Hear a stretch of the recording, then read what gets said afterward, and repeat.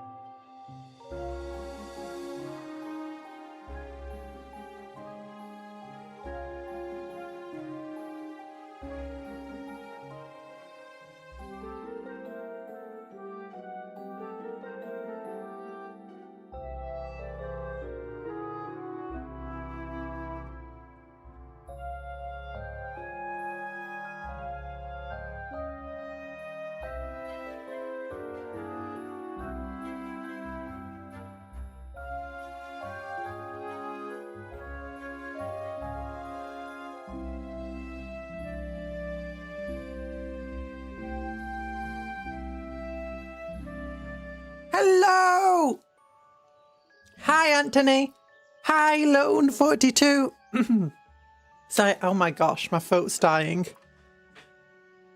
But how are you all doing, if you're wondering? Oh yeah, I got something apparently delivered today. Where was that? I've not seen my little delivery. Oh no, there's a Space Marine. There's a Space Marine Stern Guard with Power Fist that was meant to arrive. No! Oh, but how are you all doing? I was dying. Hi, Erland. There we go. There you go, back. I'm back. I'm alive. I'm alive. I'm sorry, internet died. Somehow Yavik returned. Yeah, let's go to a hand cam. Yavik returned. Oh my goodness. Sorry, there's so many people here already. I'm surprised. And I'm late. But oh, return to Armageddon. What? Look at this. It's Yavik, but I like how, if you look over here, one of the like, oh look, new arc. Yeah, one of the 3 reveals is literally just Yavik. You know, arcs can't even get all arcs in their previews. Are you gonna watch the cinematic? I will. Well, we can't. I don't think we can watch it here because YouTube will like massively just copyright strike me. Potentially. That kind of, you know.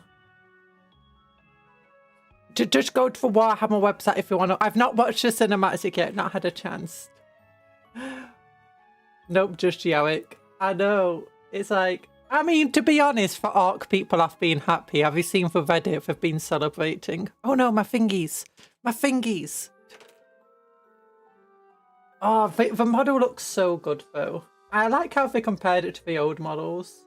Old model here was very good and they definitely paid a lot of tribute to it. I thought it would have been fun to have this skeleton Stormbolt to come back. That would have been hilarious. Hi, Crusade. Oh, little bund, but that's not really your problem. Give me my gloves. Eh. Sorry, my thing. There we go. Oh, no Steel Legion, which is a crime. You never know. You never know.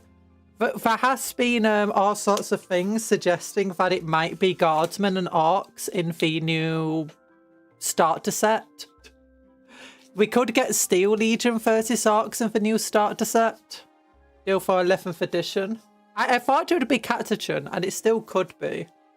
But with all we know, it could be it starts with giving us Steel Legion. Suddenly Armageddon pattern artillery. Yeah. Steel Legion isn't the worst one to kit bash at the moment. There's 3 regiments you can get kit bash relatively easily right now. One is Steel Legion, but mostly just using Krieg models. All you have to really do is just paint them and just cut or add a little bit of here and there. Helmets are a bit different, but with a correct paint scheme, you could probably still pass them as Steel Legion. What's the other one? The other one is Attilan Rough Riders, because you get loads of spare Attilan Rough Rider heads, heads in the Rough Riders, so you can make Attilan infantry. We know they just use Acadian bodies because Games Workshop's done that kit bash many times officially. Currently, I'm rocking Black Templars. Put some tower in the ground yesterday at my game store. Ooh. I just 3D print GW is taking too long with them. Yeah. Look, if it's Catagen, I hope they redo the models. They're horrid right now. Yeah. I mean, the Catagen models aren't the worst things ever simply because of how easy they are to kit bash. I remember getting a few of them simply to kit bash them. Like, you could just... Back then, almost every single arm could go onto almost any single body. Because they all just had the exact same flat surface where the shoulder met the body. So you could kit bash Marauders and Catagen together to get some really cool models. That was like the only good thing about them. But even back when they came out, the sculpts of the faces and heads and bodies were kind of a bit meh. Yeah, this is some pretty cool models. Really like the new model. Also, there's been something else. There's new swag boxes, which look pretty cool. At first I thought for actual metal boxes, but no, it was just like the cardboard boxes. I like the notepad though. I'm a sucker for really good notepads. Not that I use them much, but... And also new Dark Mechanicum heraldry stuff, which is pretty interesting. They go show the full colour schemes here, which... You have no idea if this is a full colour scheme because sometimes Games Workshop's like, hey, here's a colour scheme. And there's like 6 different steps that we just completely missed that makes it look really nice. Oh, I like this one. That's really cool. Oh. And also, don't forget, next week we've got all of this new stuff. Oh yeah, by the way, people have been complaining about the new paint handle. But if you look here, it's a great budget alternative. There we go. If you look here, it says the older Citadel paint handle will continue as part of the range alongside the new one. But the old handle isn't getting replaced. This one is just a budget alternative. Although people have been saying this one looks really good because it's much better at not blocking when you want to paint underneath, because other ones, they have this really thick neck that you can't paint underneath a model very well with. Why do we need paint handles? I have a pair of hands. It's basically so you can hold your model without, like... I sometimes have the issue with my Templars. It's like when I'm painting the backpack on them and like the shoulders, because I'm holding the model, I end up like scraping the paint off with my fingers again. But you can always hold the base, but sometimes you want to paint under the model, so you have to hold it by the other side, and then you just risk messing, like, so you're holding it like that, you just risk take the paint off, so the paint handle is you just hold it there, and in theory you can just paint it from any direction. That's meant to be the point of it. The other thing is it's for like fragile models. So it's like you can see this thing on him. That's relatively fragile. If you got a paint handle, you never have to worry about touching that when you're painting it and risk breaking it. But I thought they already did some bone dice. But either way, they're cool. The new starter clippers look a lot better than the old starter clippers simply because they're a lot longer. And a lot thinner at the end, so they're a bit better at cutting those really difficult to reach through bits. I'm really tempted to get this because I just love fall kite weaponry. And also new box. New box for custodies. Finally have a plastic models. And the infantry looks so cool. I love them. I love them so much. I'm really tempted to get it. GW can never beat God Hand. Yeah, I mean, actually, there are some aspects, like my God Hand, I spent loads of money on them, and within a couple of days, Puff word of the day. Snapped off. HELRTSC. High explosive long range tactical soup can. Canned food emoji. Yeah, big neck. Hi, Mech Boy, as well. Hello, everybody. How you all doing? Ow. But yeah, I got the God Hand here. They're really, really good for getting, like... They're better, like, especially when it comes to cleaning the edges of the sprue off the model. They're way better than even trying to use a hobby knife for it. But I do find these things are kind of useful in comparison for GW ones. Partly because they're a bit sturdy, you can cut through really thick, tough bits of plastic and resin. That the God Hand suck at. Or when I say they suck at, you risk breaking them with. Or when you just got lots of just like cutting up sprue for whatever reason. But the other thing is the end when it comes to like, it's just so much thinner at this tip here than even when this wasn't broken. So because it's longer and it's thinner, it gets into areas of the sprue that you otherwise can't reach with a God Hand. And there's quite a few of them like that. That being said, you can always just twist it off and then use a hobby knife to clean it up, which is what I do most of the time. But yeah. Hi Sparky, did you use them for Metal Minis? No, I didn't use them for Metal Minis. I've not. It's simply because I actually don't really know. I was cutting a model bit. I think it was just because it was a thick piece of plastic, no thick bit of sprue was cutting through. And I think it's because like I angled them slightly while I was cutting through it. So it just snapped within the piece. So yeah, because it's just so thin, it is a lot more fragile. The other thing about it is that they follow a anvil and blade sort of method. So one side isn't as sharp as the other side, which means that sometimes when you're trying to cut to a piece, you need a sharp side on one side of a piece, and it's just a bit annoying to get to it. Not that the GW ones are much better, because even though both sides are sharp, both sides are still much more blunt than either side of this thing. I just got a pair of army painters and then some really thin wire cutters. Ooh. I use that to do for grunt and ugly work. Yeah. So yeah, when I'm cutting up pieces, I generally this is for more delicate work. This is for just more grunty work. Both these are really, really good for fine cast, because fine cast is super, super soft. So even the thick bits, this can cut through really easily. And it's like these things, when you're trying to cut through fine cast with them, you have a chance of tearing the fine cast because of how soft it is and ruining the details. So using a very sharp hobby knife and God Hand is really good for preserving the details and for fine cast models. Oh. Folded Nippon steel is real. God Hands and notes. I don't know if I actually folded steel. I mean, they could be, but folded steel is... I mean, it's kind of... You fold steel when you got low quality steel. And it creates a very brittle, but much stronger blade than otherwise. But yeah, I spent ages last night trying to paint this blooming circle.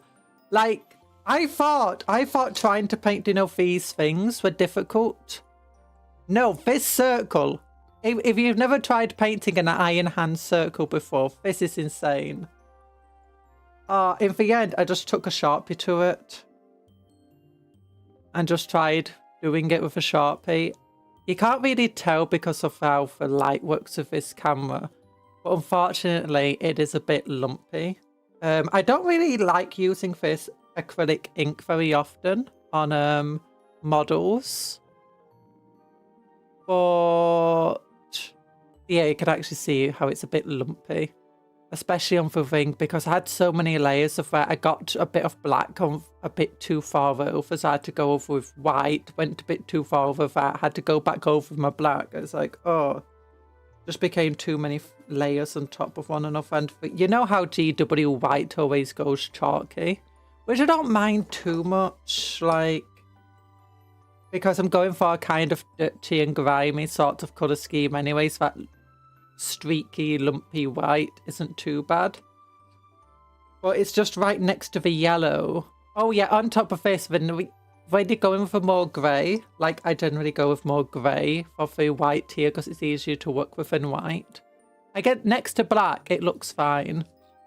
For white next to yellow though, for grey looked too dark, so I had to actually go from white to white. So in the end, we started using the acrylic ink because at least it doesn't dry as lumpy. Oh. Yeah, GW never do good whites. I have been finding the white scars is a lot nicer to work with, and I already like the pallid rich flash.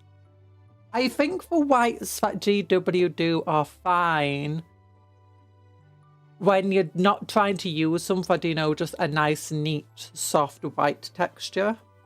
But it's as soon as you're trying to do it like an entire model in white, or where you got white and black right next to one another like this, it's not fun. The white scars, right, it's been a lot nicer to work with, though. So if you're wondering why a Black Templar has an Imperial fist arm, it's simply because he was a Black Templar who fought at the Eye of Terror alongside some Imperial... Oh, a bit like, do you know, the new Italian box that came out? It's coming out, where you got Imperial Fist and Black Templar in the same box. He fought alongside Imperial Fist, and to honour his battle brothers there, the Imperial Fists, he now wears an Imperial Fist shoulder pad, and his left arm is painted in the Imperial Fist colours.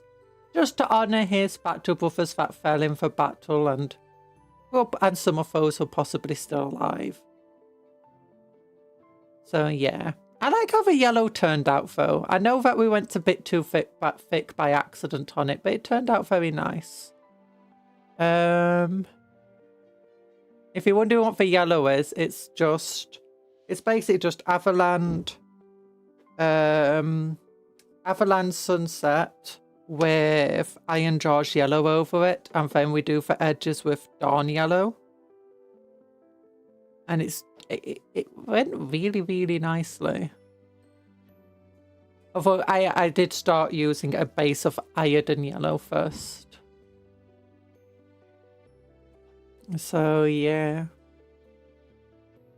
Oh, but that circle, it still doesn't even look that neat. I don't know how Games Workshop did it. Like for magic, for people who work at Games Workshop, I feel like they're magic. Or they're just lying to me. Like, how did you do it that neatly?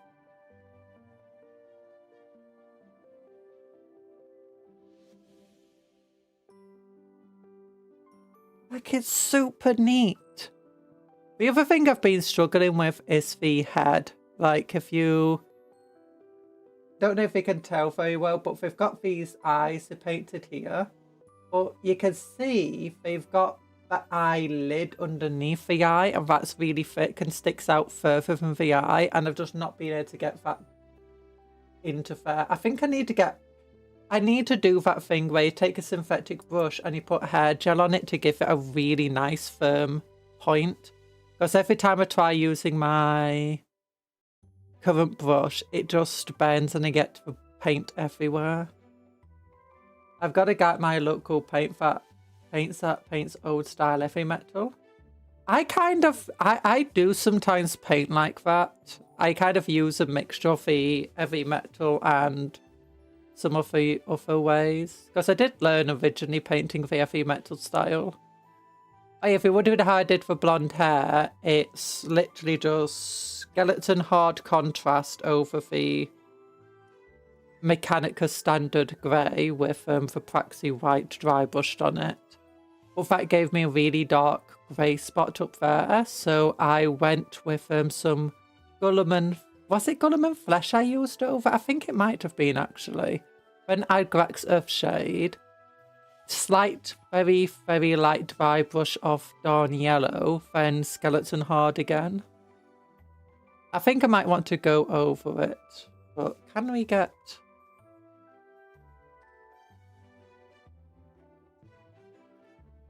I tried working on the face quite a bit. There we go. But yeah, I've not been... The face... I mean, this eye looks kind of good, surprisingly. You can barely tell that I've painted the eye. And I've not done the pupil. I just don't know how I'm going to get a brush that thin. I think I'm definitely going to have to try. I did try giving him eyebrows, but they look stupid. In the end, went away from the eyebrow. Also, you just cannot see at all that I put a little bit of gold onto some studs on his head.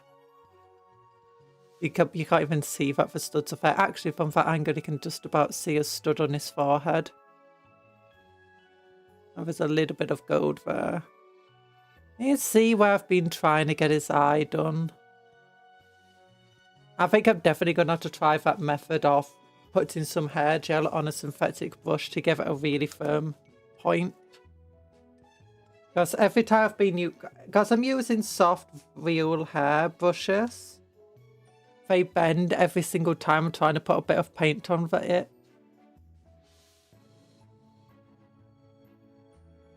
You like it? Yay!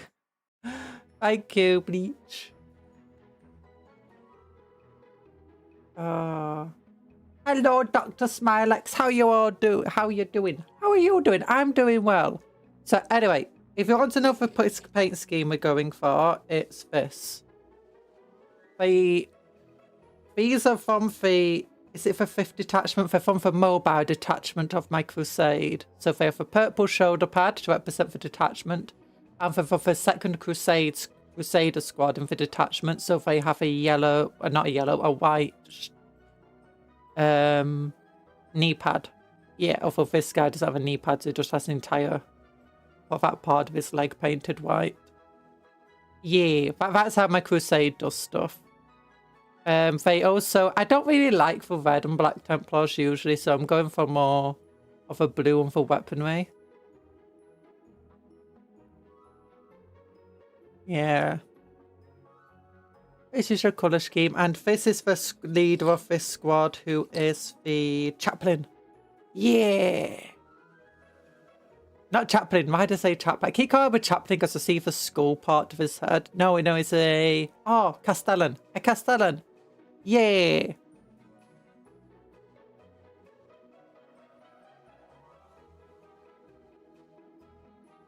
I like him. You're sick, but otherwise you're doing fine. Oh, being sick's not fun. Okay, let's get the contrast black temper. I feel like I need to get, some of the paint medium for this because it's just dried up too much. It feels like layer paint rather than contrast paint. Okay, I want to go over with some black over some of the areas I've already painted, like that knee pad here. Not knee pad, like that leg, where it's just... The paint's not smooth. Also, I have no idea what model I want to put this little cherub on. Oh gosh. But let me just move on. I got so many paints. I really do like how this... I do like how this arm turned out. Like, it turned out way better than expected. And way easier. Like, I've always feared painting yellows because it's a bit like white. It's very hard to get it to look smooth. But if you've never used Avalon Sunset, it's one of the best Games Workshop Citadel range yellows I've ever worked with. It's a bit more orange than it is yellow. It has a lot more orangey feel to it, which I don't mind for most of my work with it. Because honestly, I do prefer the yellow with a bit more orange to it. Have you considered using Dark Angel Terminators and Inner Circle Companions? I have. When I was little and I first was playing the game, I did buy the original, the Firstborn Terminators, Dark Angel ones. And I remember spending hours carefully trying to get rid of all of the Dark Angel symbols and butchering it in a few places. And then having to re-sculpt part of the model. It turned out okay, but in the end, I wasn't really happy with it. And I was tempted to do that again. But at the moment, my Terminators that I've done instead is I've bought 3D printed capes to give them all capes. And I've bought these, oh, do I have them here? I think I might do. No. Well, actually, I've got some other capes on my desk at the moment. I can show you. And we built 127 Terminators, and we've given them almost all of them these types of capes. I think there's 4 different styles. They're also really, really good for Graphis Marines if you want to give like your sword weapon sort of dealio with them. Story time, yippee! But where is it? They're called tabards, aren't they? Oops, that's the wrong box. That's my See No Spits box. I've accidentally just opened. Go back in. No, where's my box? I've got a box full of bits here. Organised bitch. Still not found that canopy piece.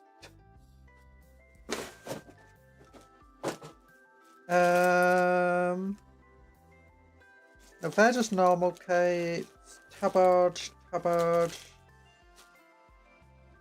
Oh, shoulder pads. I did use a bunch of shoulder pads on them as well. A bunch of 3D printed shoulder pads. Here we go. Here's the tabards. Yeah, and I'm using them on other models as well, doing like your basic Intercessors and Infernus Marines, things like that. Just to kind of try and make them fit into the Black Templar aesthetic, but it's things like this. Just to try and give it more of that Black Templar-y thing. Because one of the things that I find most disappointing about the Black Templar upgrade sprue, it's a really good upgrade sprue compared to most. It just doesn't have a single Terminator shoulder pad on it.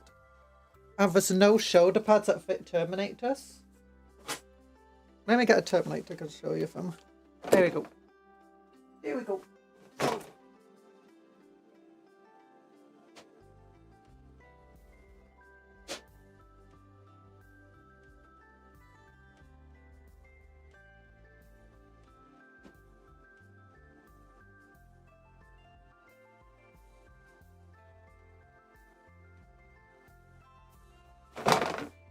There we go.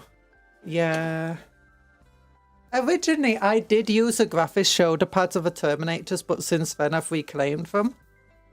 So what each one has is usually about one of these Black Templary shoulder pads that I bought online from Etsy. But you see, they got the tabards, they got the capes. And some of them also have, usually like sergeants and characters, have these heads as well. Just to try and give some uniqueness to them.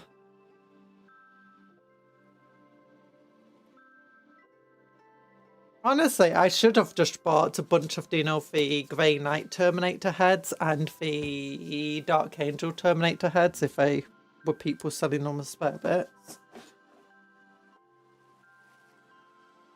I kit bash magnificently. Thank you.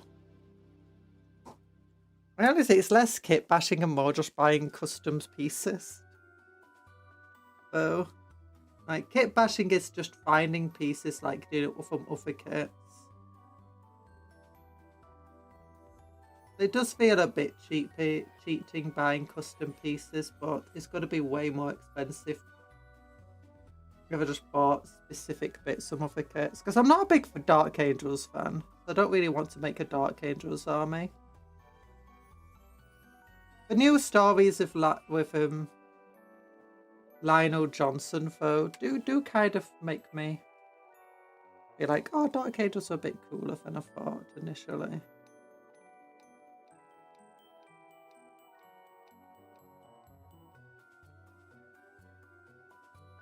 Most conversations start with a question or fact.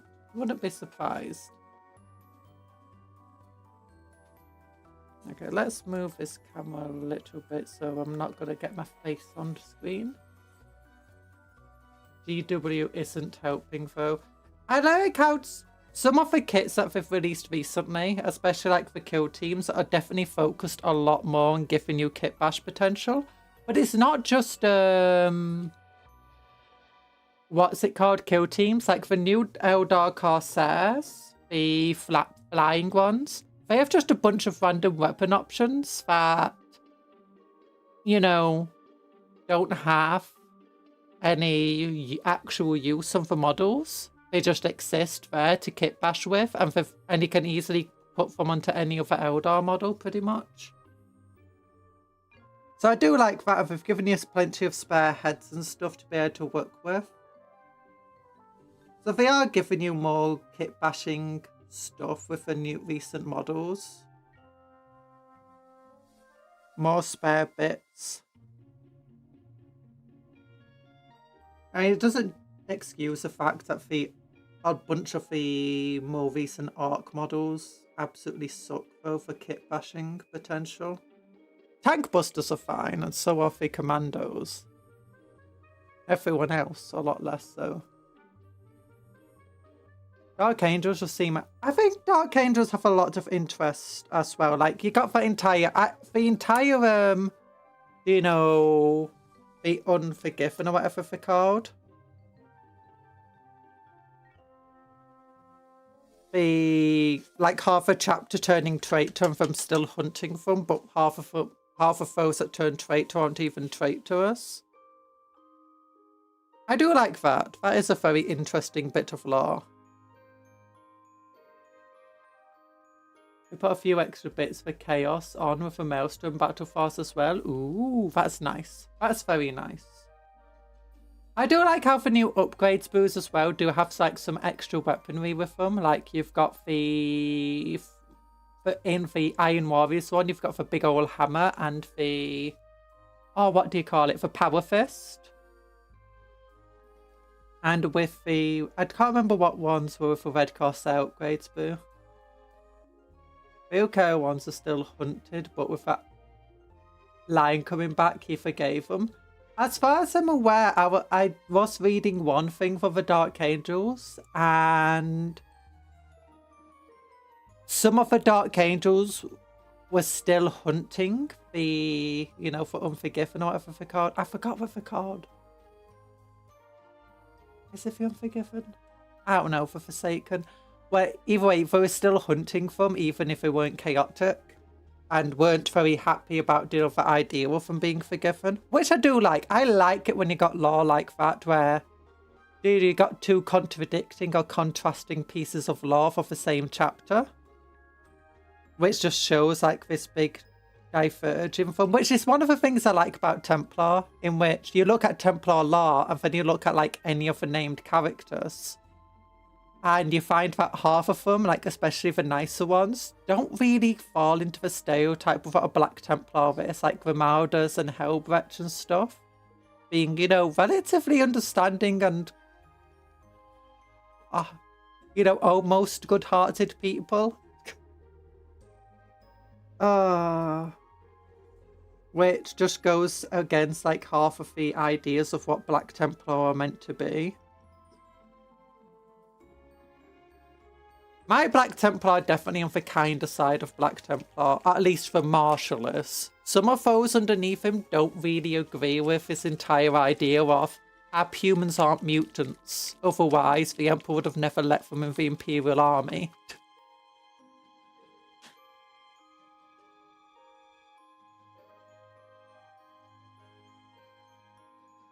I gotta go, but hey, you're cool. Your models are cool. Thank you. Bye-bye, Low42. Thanks for popping in. Big love hearts to you. Oh, gosh. But Yavik is coming. New animation. So excited. Okay, let's get for Ultramarines Blue. Ultramarines Blue. On this model. By the way, did you know that my first models were Black Templars? Ooh. Until you butchered them for chaos. There's been plenty of Black Templar that have fallen to chaos. That's one of the largest chapters, it's not surprising. Especially with how zealot and fanatic they are.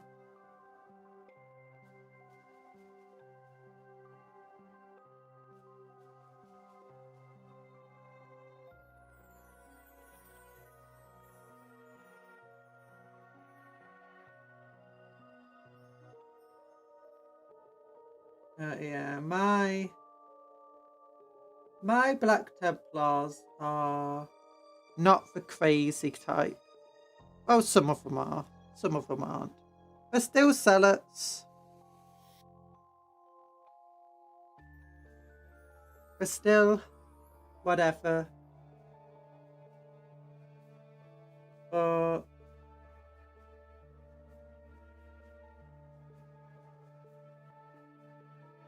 they're the kind that, do you know where you have some of us? Oh, law. It's a bit older law now, but do you know those that see astropaths and reveal them because, you know, they can see the light of the Emperor. That's kind of what my Black Templars are like, and they also spend more time trying to rebuild planets and teach them after they've liberated them. Part of liberation is making sure they don't fall to chaos again. Or, you know, fall to the Xenos. Although since they've been stranded on the, you know, in Imperial Nihilus, they've kind of had to rebuild more planets that they've been on just to kind of replenish the resources and stuff and to increase the size of the Crusade of the massive scale of fighting Imperial Nihilus.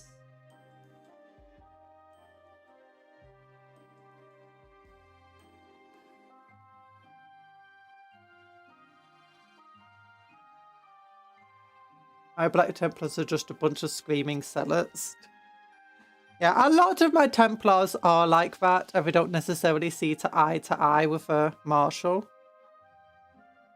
Yeah, originally I was planning to have it just to be a small crusade of Templars, but with having the Marshal, you know, being a bit less crazy, and with the fact that I'm now building 40,000 points of them, which is about 1,000 Marines, but now kind of the Inquisition, Audio Astartes decided, you know what? No, you have to be your own chapter now. I still don't know what I'm necessarily calling them. But they still use Templar iconography and colours. And they still view themselves as Black Templar. But officially, they are their own chapter.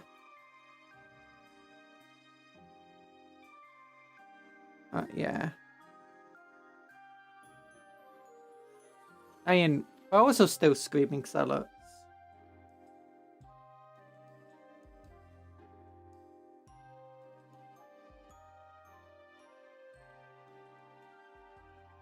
Just, if they see an Ogren or a Ratling, they're probably not going to kill it. Or at least most of them aren't. Some of them might want to kill it, but won't. Others will feel uncomfortable.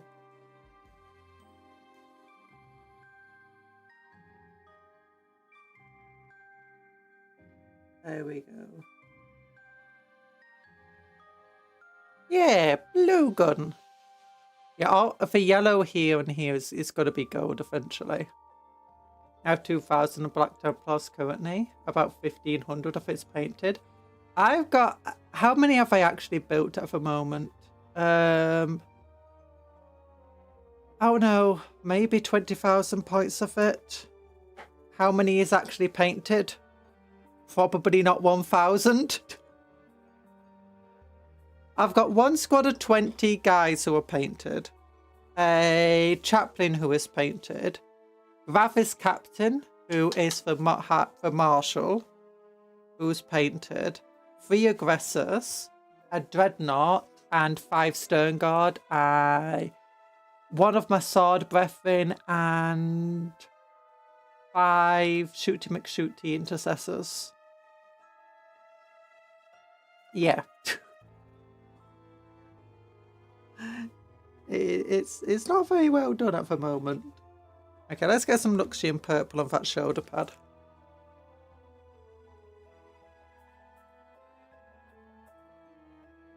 It doesn't help that I'm an incredibly slow painter, and I get distracted a lot when I am painting, which makes me even slower. Oh, I really love Luxian purple. It's such a good colour. Such a luscious purple.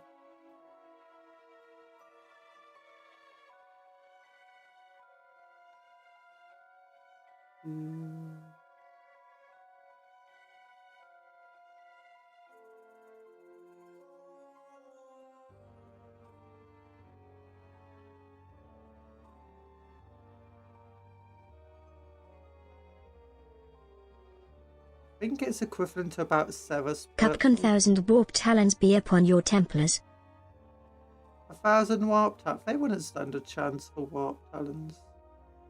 My Templars would be like, oh, you get strength 5. Well, -1 to wound. You're wounding on force. Also, take a bunch of sustained lethals.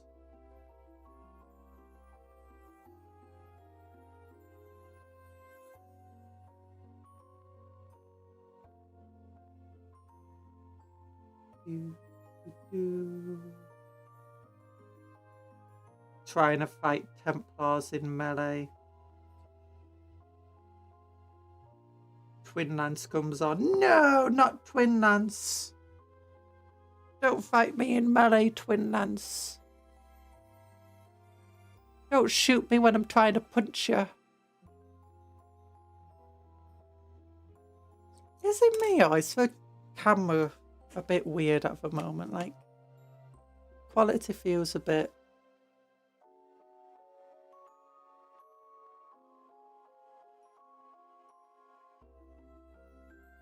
Maybe it's the...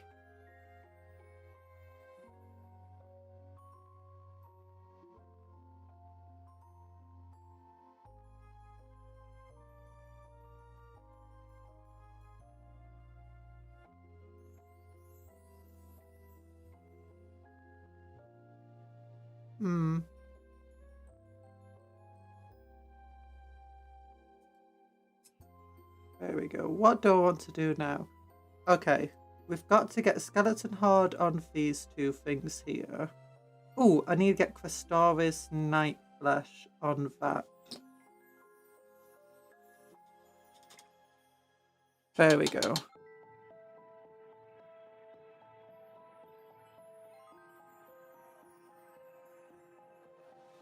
Yeah, Crestaris Night Flesh would be good. I like his blonde hair.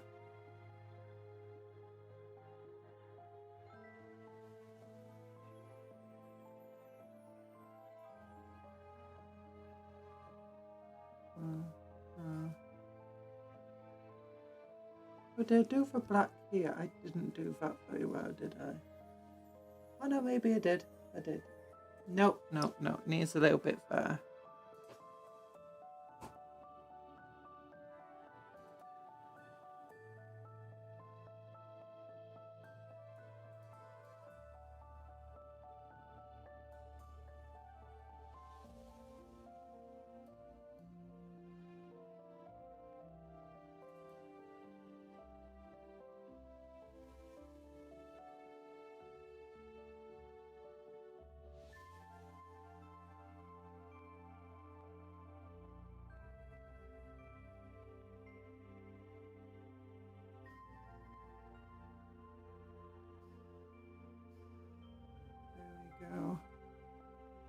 But I give you permission to use my warband as a battlefield trophy.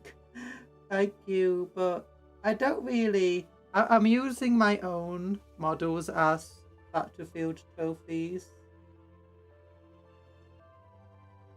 My own warbands. Like, if I have a chaos model on one of these bases, I'm going to be painting it as probably my Night Lords.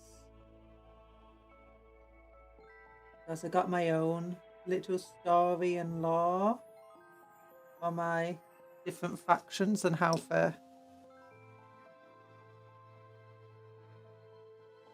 interacting with each other. I did learn an interesting thing about how to clean these lids. Is that apparently if you just do enough force, you can take this right off. Do you know that? Which makes sense. I've always been worried about breaking it.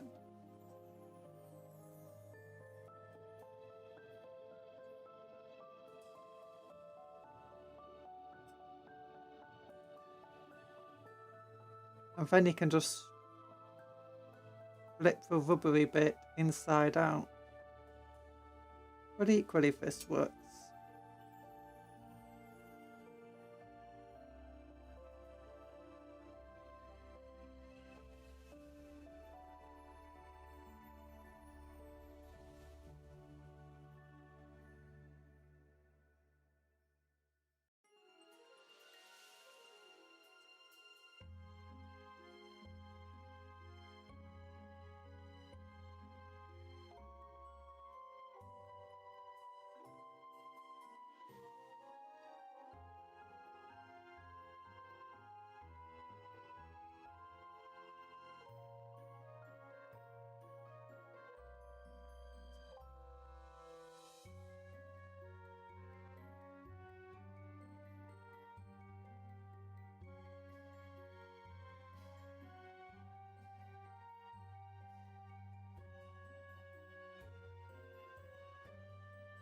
There we go.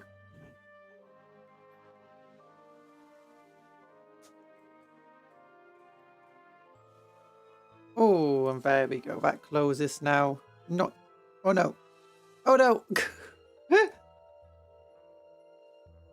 Bit of a glove stuck in there.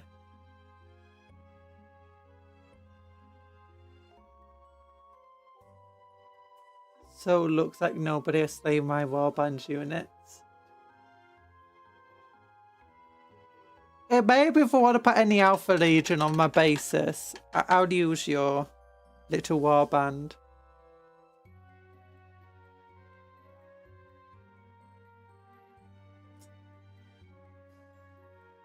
But for a moment, I got my own little lore for like how my warbands are interacting with one another.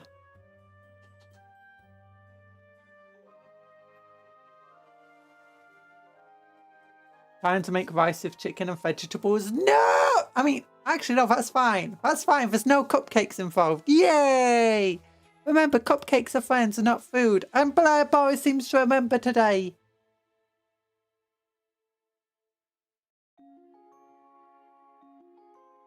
Yay. Okay, so on Skeleton Horde here. Oh, Castoris Night Flesh. I keep forgetting about that one. You want to use Castoris Night Flesh on this? Yeah, we'll do that. I use Catechin Brown. I think it's a much nicer leather colour. Castoris Flesh is a much better skin colour.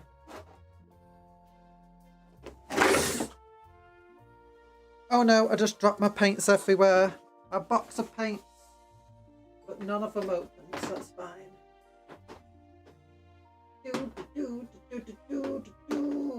I'm down here, putting paints away, putting paints away, it's true. Putting paints away, putting paints away, I'm putting paints away. For you, do. I also want to get some Gargrunt fur out. Do I have my Gargrunt fur out? I think I do. I must do because it's not here. Oh no, there it is. There it is. Oh, there we go. Oh, you missed it early in chat. Me and French Puff were kidnapping. No, did I miss it? Seriously. Chat was a bit hectic early on. I saw French Puff. Nanofate. Hi, Nanofate. I missed you. And Paladin Stem. I think I said hi to Paladin Stem. But if I didn't, hello. Oh, no. No. By the way, I lied. There's no warband space cats. It's just Alfarius. Cata-chan. Oh no, I need to give that much better. Yeah, Cata-chan Flesh. Not a big fan of that one.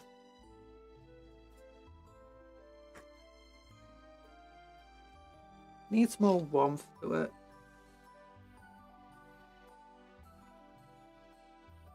Well, I guess it is good for base layer if you add Reichland Flesh or Crimson Flesh, Crimson Shade to it. Not so much Gulliman, I think.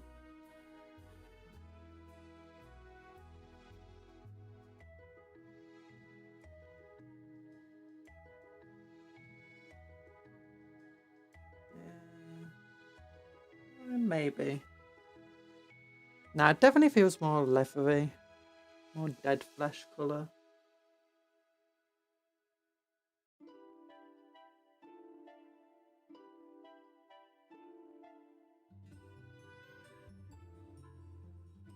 I think Knight's Quest Stories with Gulliman Flesh looks very nice.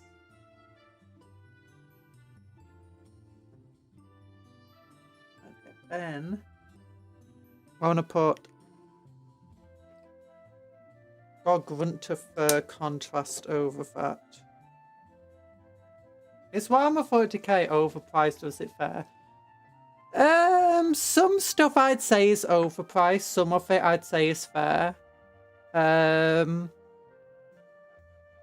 thing is you're gonna have to measure it against other brands, and some other brands are made in places like China or whatever, so they're inevitably going to be cheaper. Games Workshop manufacturing is focused within Britain, so it's inevitably not going to be as cheap.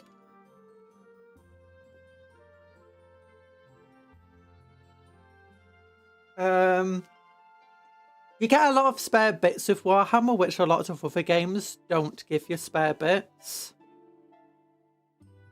The sculpts are very, very nice. I don't think, as much as people complain about Warhammer sculpts, I don't think there's many other gamers out there. Oh gosh, darn it. My internet died again. I'm sorry. I don't know what's wrong with my internet today. It's gone a lot worse. Yeah, I'd say... What blue is that by the way? Oh, Ultramarines Contrast Blue over Mechanica Standard. A lot of Warhammer stuff is overpriced. I don't know, it really depends of what you compare it to. And what exactly you're wanting to. When it comes to characters, characters are definitely overpriced. Most of them anyway. There's a few Warhammer Old World characters that, you know, for like £8 for a model. Which is still a bit meh, but... I was wondering what scopes are when your internet died.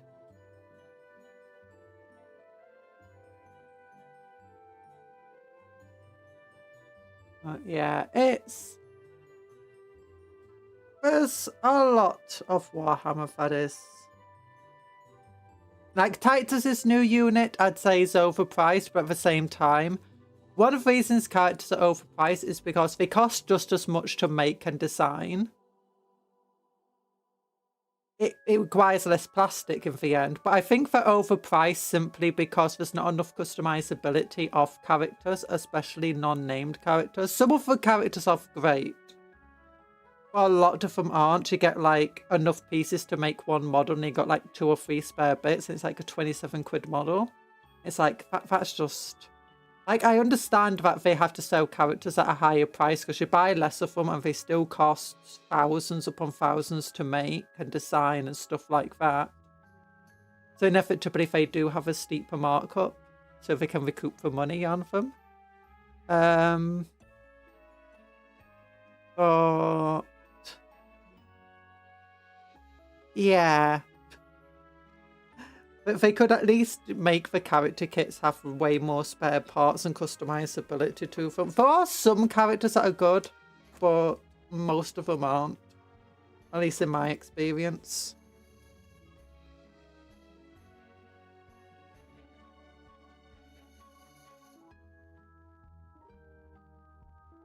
I'd say most of the Space Marine range and the Eldari range are more overpriced. Necrons, Photon, Mechanicus, I'd say, are less overpriced. But at the same time, especially Necrons, Mechanicus faces the issue of being, ooh, this is a really nice deep brown. Pathogen Flesh Plus. Oh, Grunter Fur gives a very nice brown. I like that. Put Night Crustaris or Vacor flesh around the edges to add wear.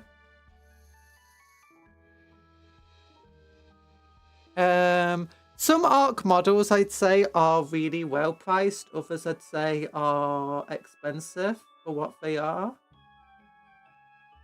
I mean, it does depend. It very much depends. If you're focused on points, there's certain models that are really good for price rise and certain that are just really bad. If you're focused on actual how much model you get, it changes again.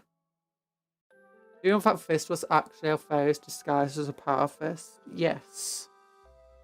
That's why we're punching things with it.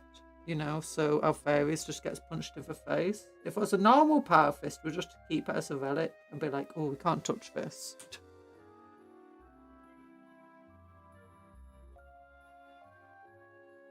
Oh, let's...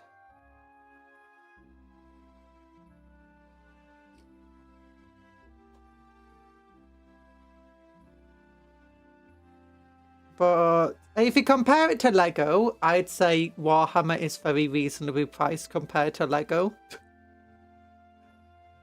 So yeah, if you compare it to Gundam, I'd say, again, it's relatively reasonably priced when looked at Gundam, at least the cost of buying Warhammer in Britain compared to buying Gundam in Britain. I know Warhammer, like in America, is more expensive, like even if you're... Because effectively you're paying for shipping from Britain to America and all the extra storage and setup they need in America to, you know, set it all up. I know in Australia it's even more expensive. And then you get to other countries that have a very weak currency compared to the pound.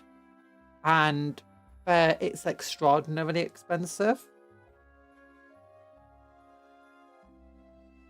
Where did I put my little rush tissue thing? Oh, there it is. Legos.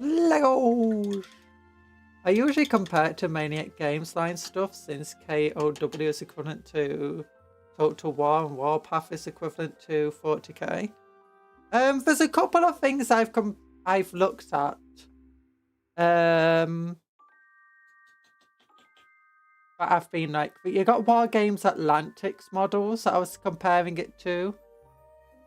I'm not a big fan of the sculpts. Some of the designs are cool, but most of the sculpts I'm not a big fan of for War Games Atlantic stuff. I've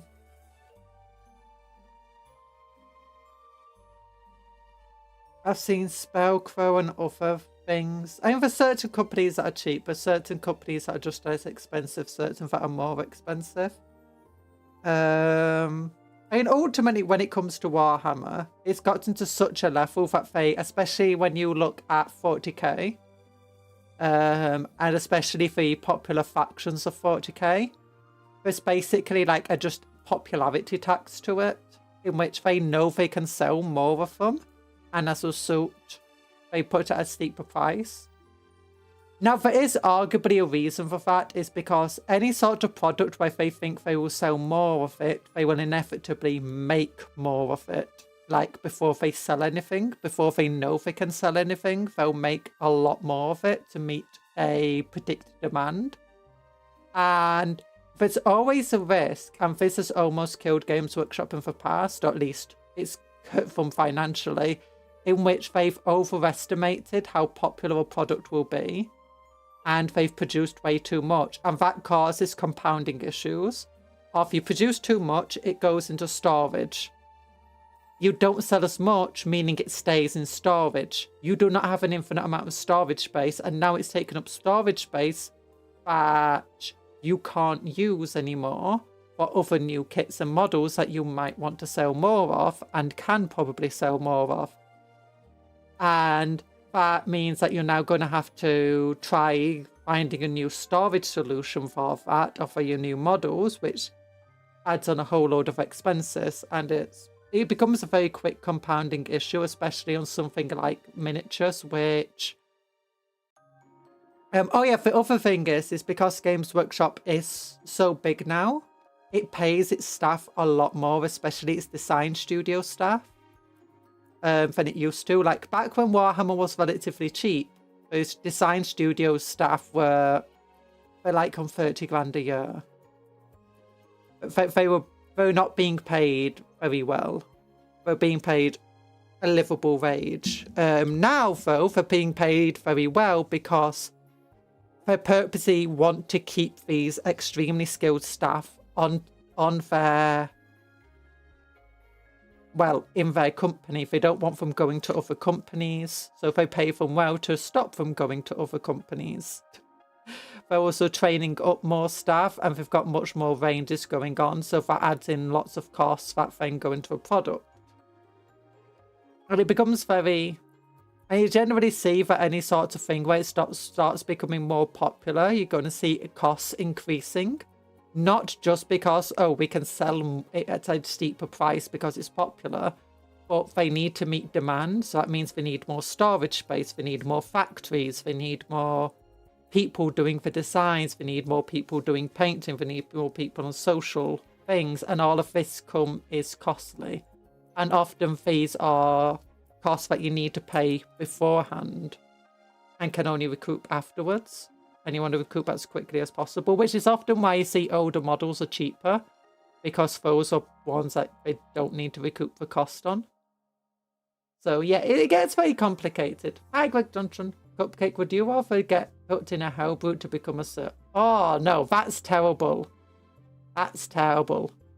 Both of them are bad. I wouldn't want either. Oh yeah, so I got into the entire economy of wargaming there. I did not intend to. I mean, I guess, no, a hell brute would be awful. It depends what hell brute. It really depends what hell brute for what company. Arguably, a Night Lord Hellbrute in your average Night Lord warband would be a lot better than being put in a Hellbrute with the Iron Warriors. But being in the Iron Warriors is probably better than being a Thousand Sun. You gotta go, bye, Dr. Smilex.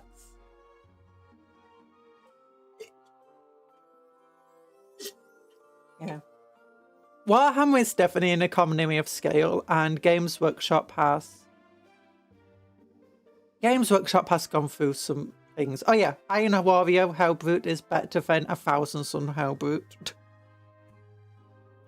But if I'm getting... Oh, it depends what type of servitor, I guess, because some of the servitors, do you know, they keep a lot more of a freedom and mental will. Like Skitaria kind of servitors and Skitari marshals. Maybe a World Eater Hellbrute, let the rage flow. Yeah, but then you get risk being possessed by, you know, bloodletters and bloodthirsters and stuff as well.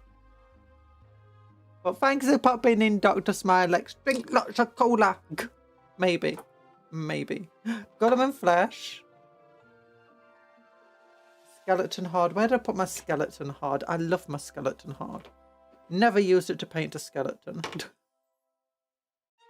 Is it this one? No, it's Viking Flesh Shade, which is not closing. There we go. Oh, there it is. It's right at the front. But yeah, all of these are economies of scale. Games Workshop has multiple times been in really bad positions due to, you know, them either overestimating how well something will sell. A Hobbit game crushed them. Or simply having like products. One of the ways that they used to work was they didn't really expect to make their money back for a long time on many of their products. Like when it takes like tens of thousands to produce a product and you're selling them in batches of hundreds and you're only selling about like 18 quid a time, you're inevitably basically doing a long-term investment in any sort of product you produce. And what that means is it takes months or even years for you to recoup that money. And that means that you produce a bunch of products at once and then you wait a while before you produce anything else. And then you're selling lots and lots of products, and every single product stays on the line for years at a time so it can recuperate its money. And eventually you just get to a point where any single product you sell after that point is just going to be profit. Because the actual material cost of the plastic models is relatively insignificant. But especially back when they were first producing models, the material cost was insignificant. Since then, thanks to various taxes and, you know, conflicts and pandemics, the material cost is now a lot more significant than it used to be. So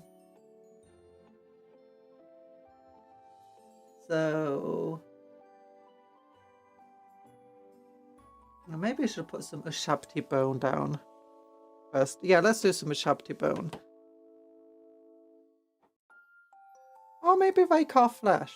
That could be good, actually. Hi, Tor. Well, for Rhino modes have paid for themselves many times over. They have. That's actually one of the most disappointing things. If you look at some of the old models, so like especially the old world models, you find that the prices for them are much more reasonable because they are old modes. Well, then you look at things like the Rhino and the Land Raider, especially the Land Raider, and it's still so expensive. Like, it shouldn't be that expensive. The Rhino is more reasonably priced, especially since it now comes with a Razorback parts. It used to just sell as a Rhino by itself. But yeah, that's just ridiculous. That's like sometimes where it's overpriced.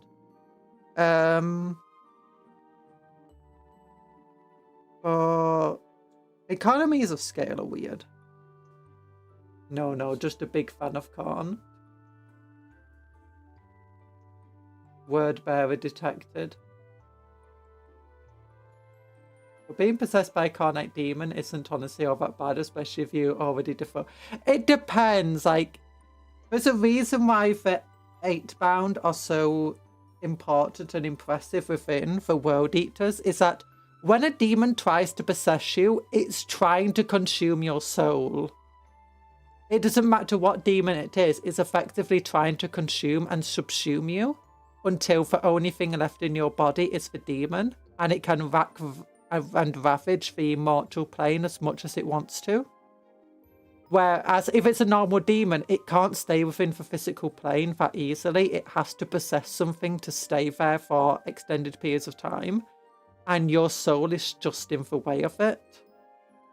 It might try giving you power, and that's in part to try and like lull you into just letting it take over you. You do get people though that can consume the demons in turn, and that's actually one of the ways that demons truly die, is that they try to possess somebody. Like there's a woman of Slaanesh who I think she ate a dozen or so greater demons of Slaanesh who tried to possess her. And she kept like summoning them and letting them possess her, and then basically just consumed them inside of her body with her force of will. It's not like for 8-bound where the demons are still all fighting for dominance and the will of the world eater is keeping control of it. No, when you eat a demon that possesses you, it doesn't exist anymore. You basically just take its power as your own. I think only Psychers can do that, though. I'm not sure that non-Psychers can.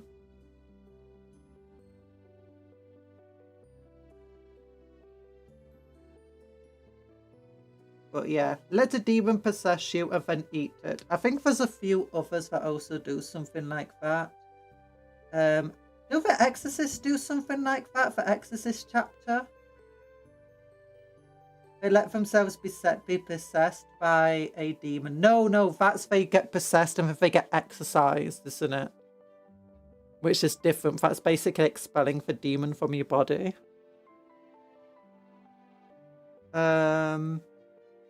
I think some demon princes also do that. That's how they effectively, some of them have basically became demon princes. And she was a demon prince in the end. And apparently Slaanesh was very, very happy with her. And found it hilarious.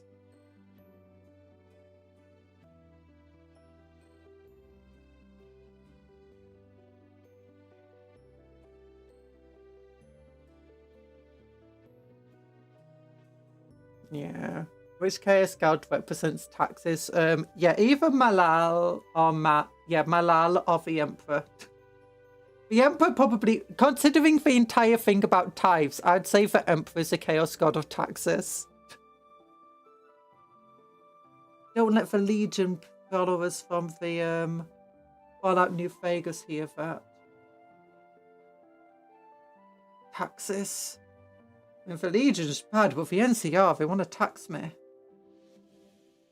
I love those memes.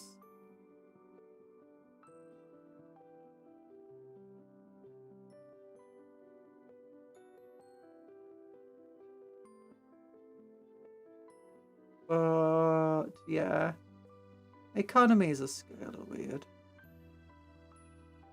Emperor equals Chaos God of bureaucracy, kind of. I mean, that's kind of what he's become. Oh my gosh, I kind of I mean, actually, they kind of do just worship taxes as well, don't they? The entire tithe being kind of a religious thing as well in parts of the Imperium. There we go, that looks nicer. Yeah, we've got to get some Retributor gold on these bits. Balthasar gold here. We'll get Shyish purple on the lower parts of that pad if I can go over with... What do I want to go over? Major's purple, yeah.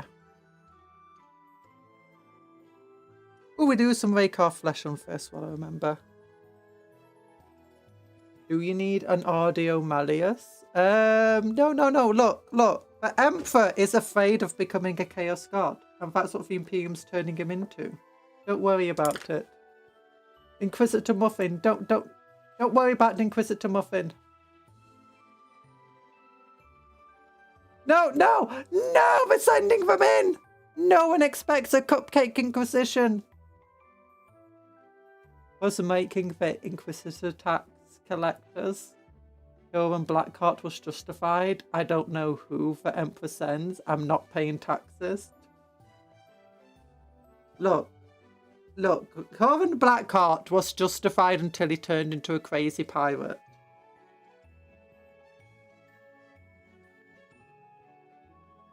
Oh no, darn it. What were we reading the other day? Oh yeah, you had that cool magazine. We've been reading the Combat Patrol magazine. I had way too much paint on this brush, by the way, it's awful.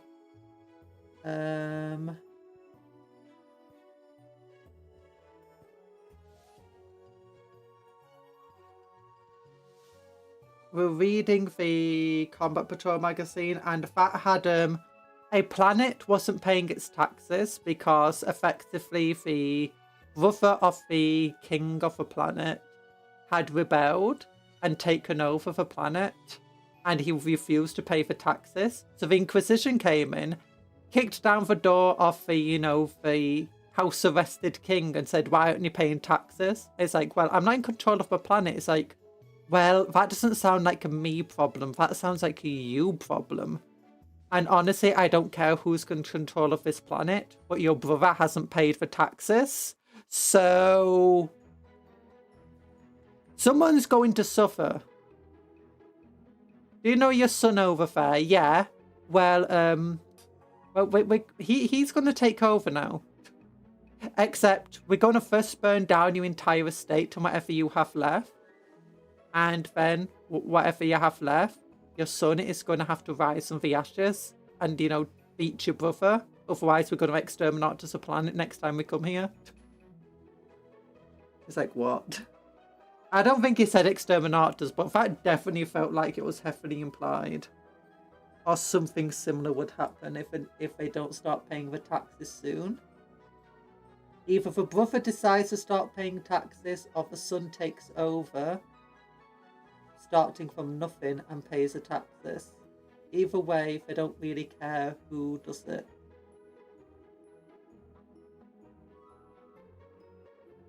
But I do kind of also like that, especially of the fringes of the Imperium, as long as you pay the taxes, they do not care what happens. You want to trade with Tower Eldar? Go ahead.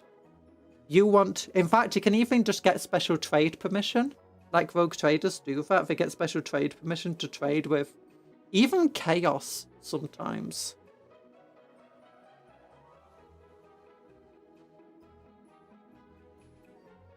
A reasonable response. Hi, Night Parade. Big E is a Chaos God. He's a one fear for Chaos Gods fear for most. He is almost a Chaos God.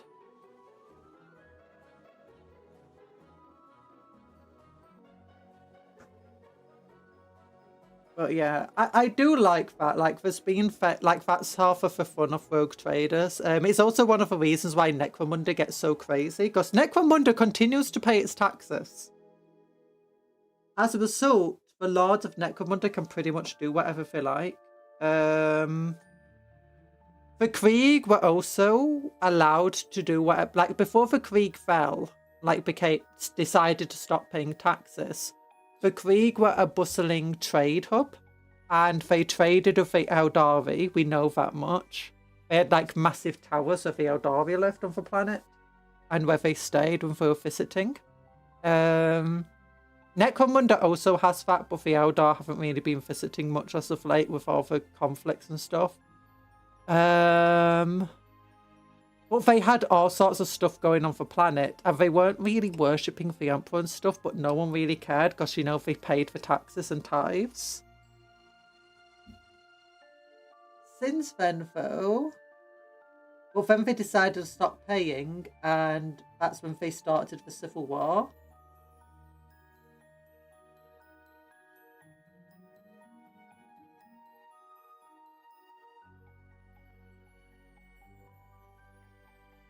But yeah, if you're on more of the core worlds and stuff,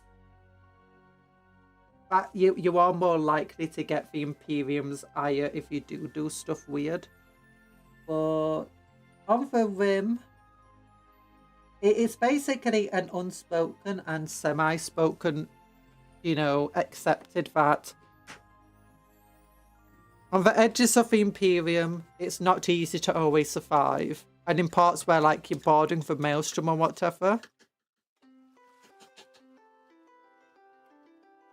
Oh gosh, there's a big old thing on my magnifying glass there.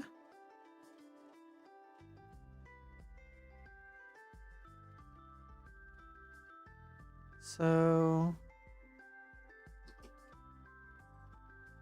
I like the Imperium forgets the planet exists until the taxes don't show up. Kind of.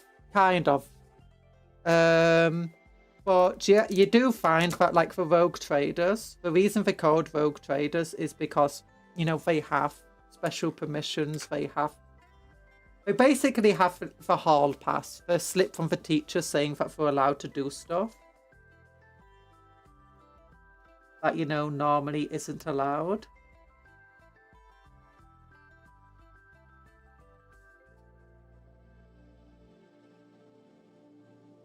And be careful here. Just let me change how I'm holding this. There we go.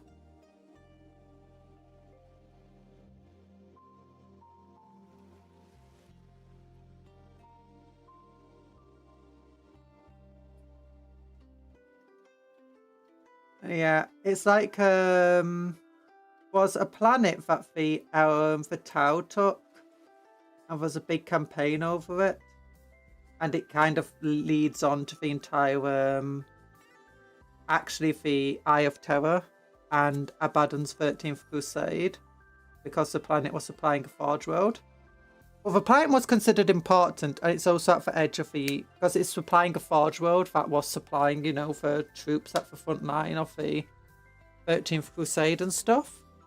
So the planet was considered important enough and in dangerous enough area, being on the edge of Imperium, that it was allowed to do, you know, stuff like trading with Tau, which they didn't really like too much, but at the same time they needed the resources on the planet. What they didn't like, though, was when they couldn't keep up with the taxes anymore, because they decided it was more profitable to send, you know, all of the stuff that they needed to send to a forge world instead to the Tau.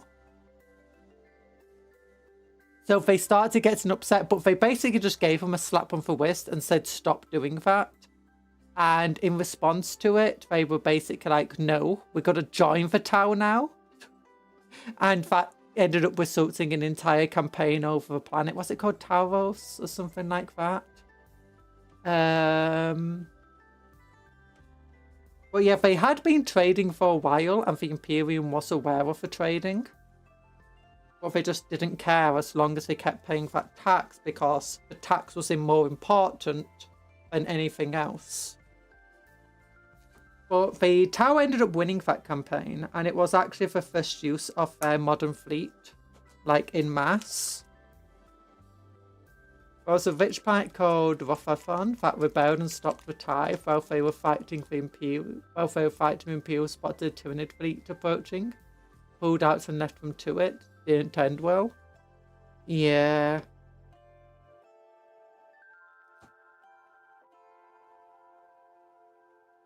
I can imagine them doing that. But what else has there been? Then you've got that planet or sector of planets where, do you know... I'm not sure how canon it is anymore because it was connected to a role-playing game that doesn't exist anymore. It was basically a system of planets that had completely seceded from the Imperium.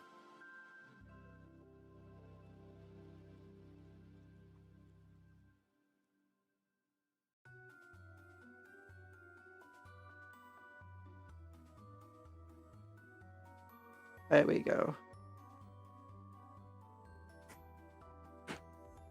Now, where's my Shyish purple? Here it is. I love my Shyish, but it's almost black. It's such a dark purple. I kind of want to do a colour scheme focused on Shyish purple with something. But I don't know what it would be with. My Eldar, I'm thinking I want to do orange and green. My Tau, I'm thinking of doing this colour actually. Like, I kind of really like how this turned out.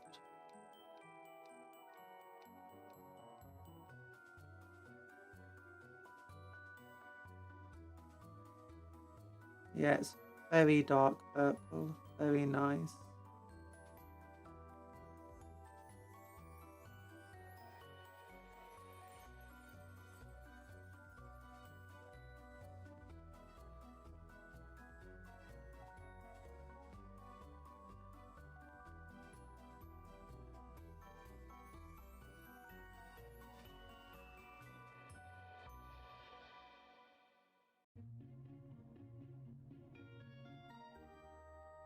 Like the...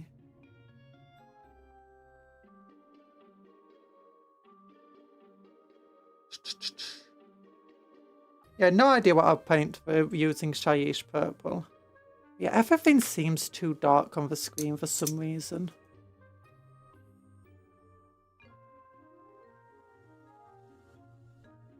Right, Ruffy, I've all my lights on.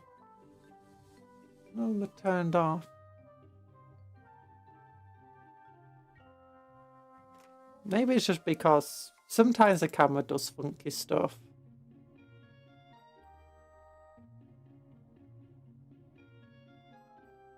That fine. Oh, that's much better. That's much better. Yeah. If I had to paint some blue fish people, I'd think I'd give them a reasonable colour scheme around desert tan. Mine are meant to be like, do you know, an experimental recon force. So I'm thinking either... I kind of do know brownish orange colour for the rocks are normally put on the base. Or this thing, because I do like that colour scheme. I don't know. I could go for like an urban camo on them. Oh, now that it's bright, I can see all the issues of the black. Yeah, I'm going to have to do another layer of Black Templar black on them. That's looking okay now. Let's get the... Actually, I wonder how Shyish purple over black will look. Like, would it just give like a nice tint to the black? Or...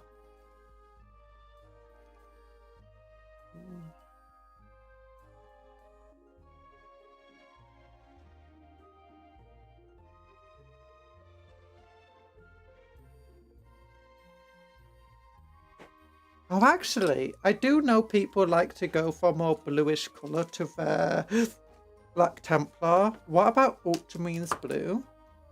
Over like these areas. Nah, it's too bluey. Too bluey. Bluey? The cartoon! I'll go with Black Templar's contrast. It's already got a slight blue hue to it. I need to get some medium of this. Okay, I need to get this onto the arm up here.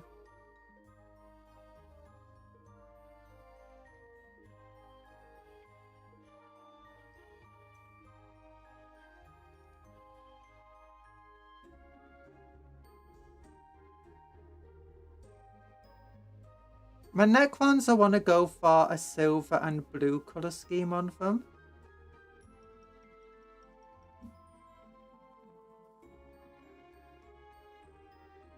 Do instead of the green. We know what colour we're painting the Tyranids. The Orcs are going to be Death Skull Orcs, so they're using blue.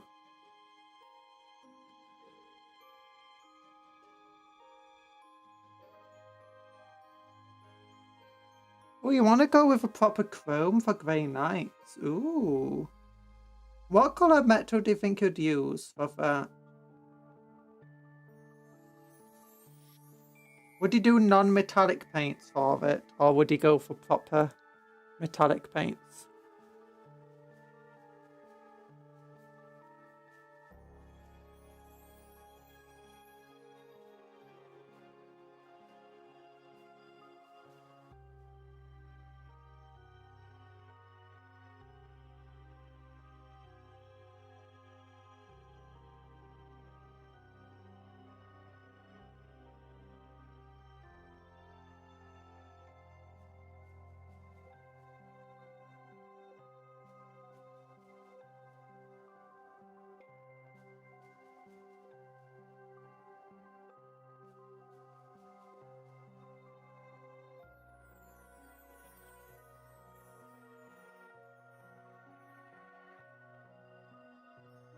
It's a paint for plastic that leaves an almost true chrome finish. Ooh.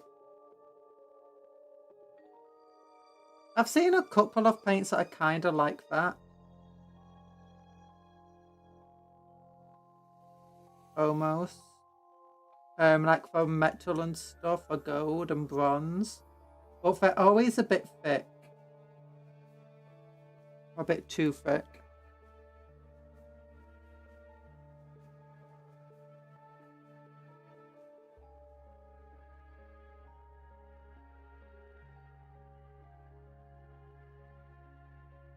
for my liking.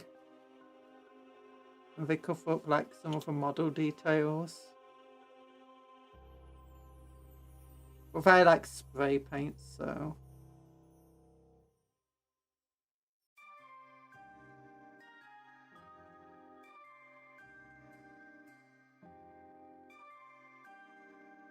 Yeah, I'm thinking I'm gonna try buying a small brush, Citadel brush.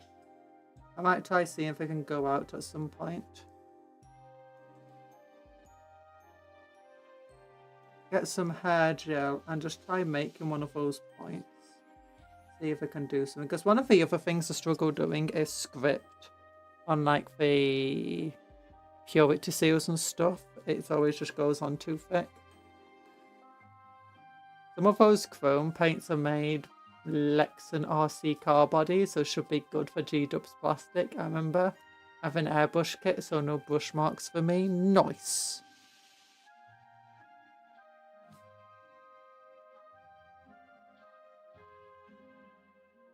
Yeah, I feel like the best way to get proper stuff on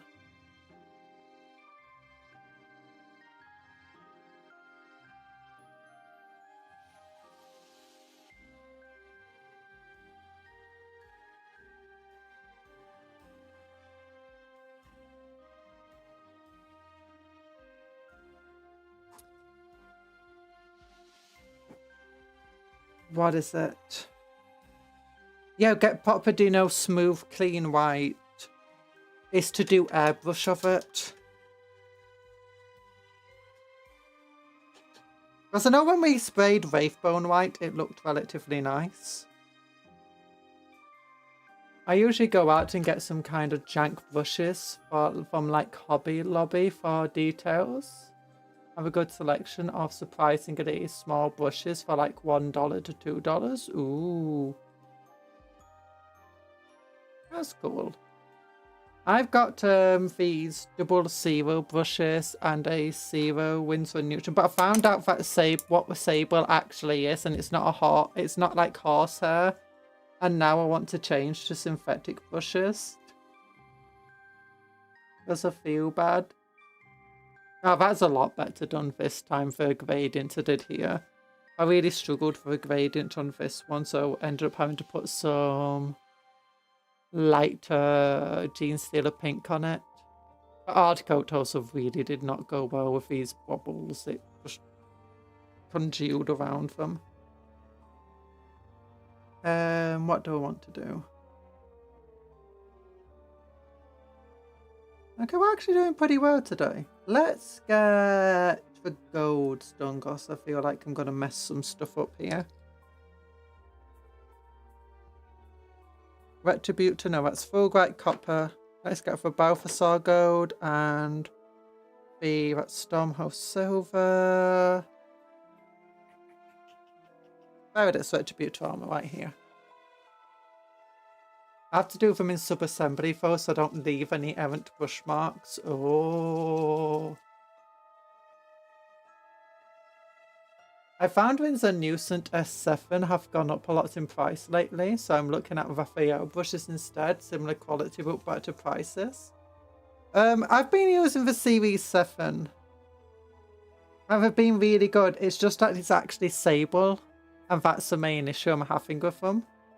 And any sort of non-synthetic brush that's like really good is going to be sable.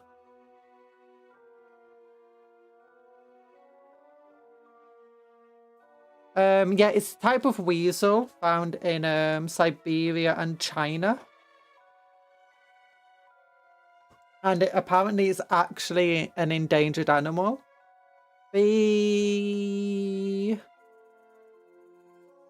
Apparently it's only a byproduct of the animal, do you know, for brush things. They're not killed for brushes. They're killed for, you know, other reasons. But still, I don't want to support the industry in any way. So, and I have heard for hobby miniatures that arguably synthetic brushes are better if you take good care of them. And I was watching an official Games Workshop stuff, and I was seeing how they actually did use Games Workshop brushes to really good effect. I'm like, how the heck did they do that? I've never managed to get my brushes to go that well with them. But then I looked up how to do care for synthetic brushes better. And one of the things is that synthetic brushes retain pigment much better on them. So when you like clean them in a bowl of water or whatever and wipe them on a tissue, it doesn't actually come off very well. You have to often put them in hot water to break it off. And the other thing was putting it's basically just a type of hair gel, the non-wet look matte hair gel on them. Because it's good for two reasons. It helps keep the film in a point, but it also stops the paint sticking to them as well, so that you can clean them easier. So I've been looking that up. It's like, oh, it sounds really cool. In fact, also be much better for trying to do dots for pupils and for really thin script on these things. Problem I have with synthetic brush is the tip curling. Yeah, that's why they also say like use the tip curling is apparently due to you have to like do it for almost not quite boiling water, but like kettle. Put it like boil your kettle up and then like put them in there for a few minutes and with a bit of dish soap, and then you clean them off, because otherwise it just sticks to it's just the paint sticking to the brush. That's the entire issue of why they curl. And if you don't wash them regularly like that, like brush soap isn't going to be enough for synthetic brushes. You need that really, really hot water, like from the kettle. They also said like tap water, hot water's not going to be hot enough. And the gel also helps keep that point, stops them from curling and stops the paint sticking to them as easily. But you are going to have to, like every few days that you've been using them, if you start seeing it curling, clean it up, whatever.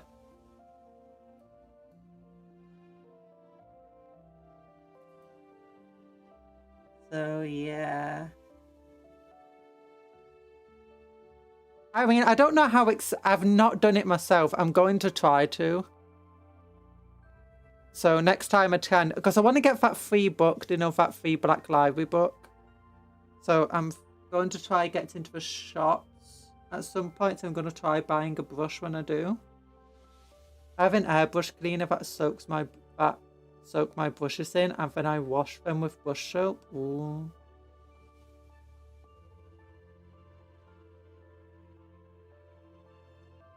Yeah, surprisingly, real hair brushes don't need as much care for them.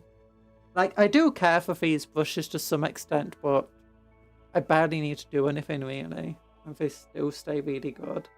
But I'm going to do some painting now. Got a whole Maelstrom box to paint up. Nice! Enjoy your painting. I hope it goes super well.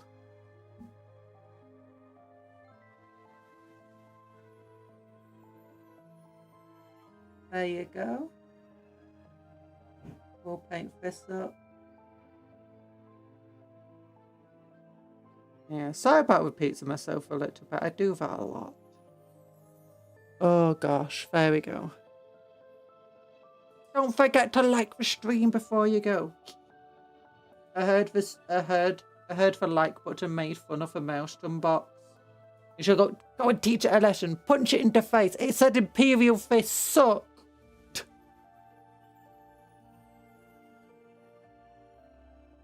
Okay, there we go. Yeah, I'm gonna try using these methods. Try cleaning them up. Get some gel on them. Well, it's not gel, it's hair care product. Matte hair care product.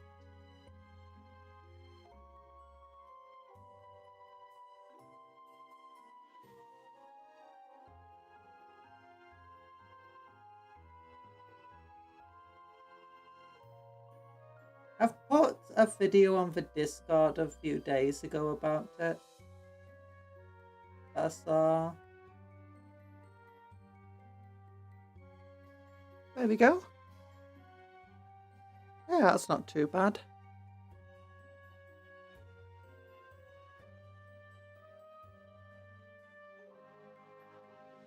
Let's get some better brushes on first. Synthetic brushes. There we go. Yeah. Synthetic color type substitutes. I absolutely love Andor. I use hair conditioner on my S7s, helps a lot of the tips in good nick. Yeah, I do the same for my S7s. Just a bit of, I don't need to do it often, just a little bit of a start note to sing from being a bit weird. Just a little bit's needed.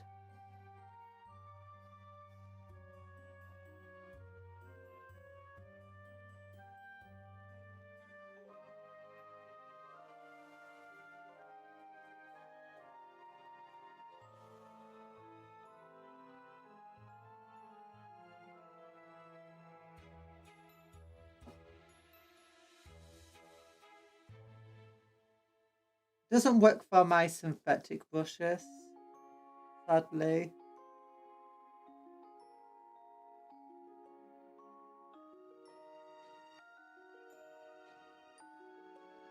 Gonna have to get that dot done. So yeah, it's looking a lot cooler now. Definitely a lot cooler.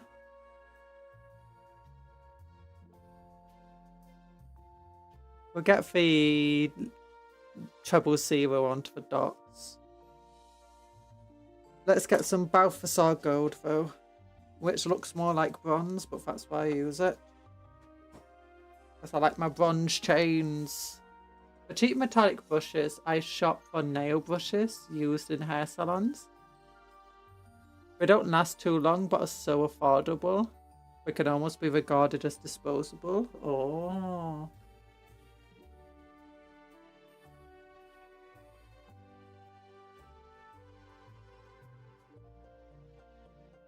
Metallic brushes, like for metallic paints. I just use my Winsor Newton brushes with them. I've got an old Winsor Newton brush that's a bit worn down, that I just use for like wider brush surfaces. 30 and 50 cents per brush. Ooh. And are those nail salon brushes, like, are they like thin like this?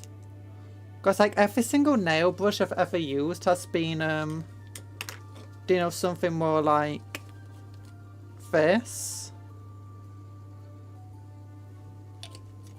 And for bristles, although I guess that's like nail salons, they do all those really cool stuff, don't they? So I guess they don't want those. Like most of the nail brushes I've ever used, they like that, whether you put them down if they purposely splay out, because, you know, to get as much coverage as possible. But they last a really long time because it's just basically just thick pieces of plastic.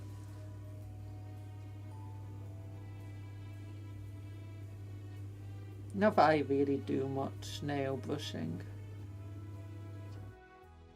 Not done it for years actually.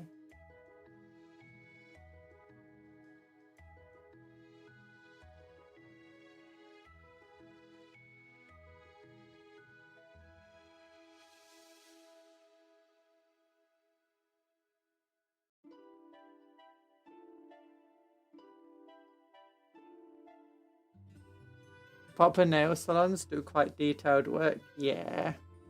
Around 5 to 6 painting sessions out of them, that's nice. I'm really impressed how the fist came out. Less so how that symbol came, like that circle is hellish to do. I'm gonna have to like email the Games Workshop staff and ask them how they blew and painted that circle.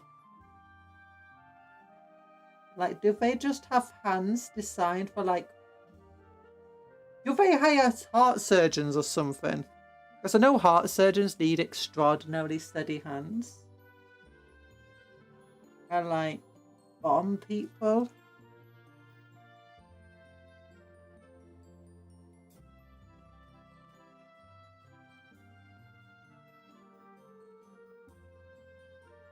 Although I have just thought about one way they might have done them. Can you get an airbrush nozzle to do like perfect circles in a specific size? Because I just thought if you just like paint the entire thing black and then you just go up, just like get an airbrush and go with like white paint, just completely covering the face, just smaller than the black circle, it would just be perfect. Stencils. Wait, you're correct. Oh, that could work, yeah. If you have a thin fabric stencil or something that's just the fist can fit through and the area around it, you can just put it over, then airbrush or paintbrush over it. Airbrush would probably be better as your paintbrush would be trying to move the stencil or out of the way.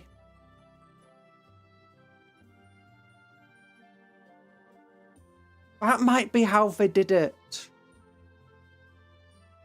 Now that being said, I would honestly believe that they could do it by hand, because the fact that they've managed to do perfect pupils of the eyes is absolutely insane. You get your flexible thin stencils. Yeah. I forgot about stencils. I don't have any.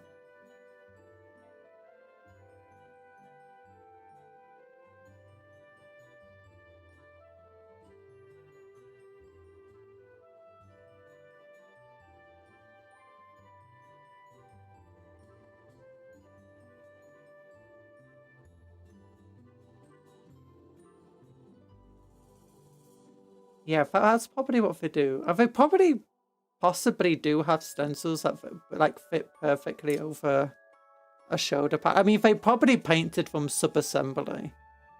Very well, we know we painted from sub-assembly. We got pictures of them painted sub-assembly.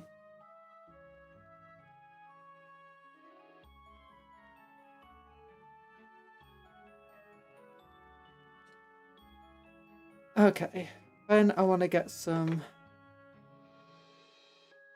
I think just some wraith bone here.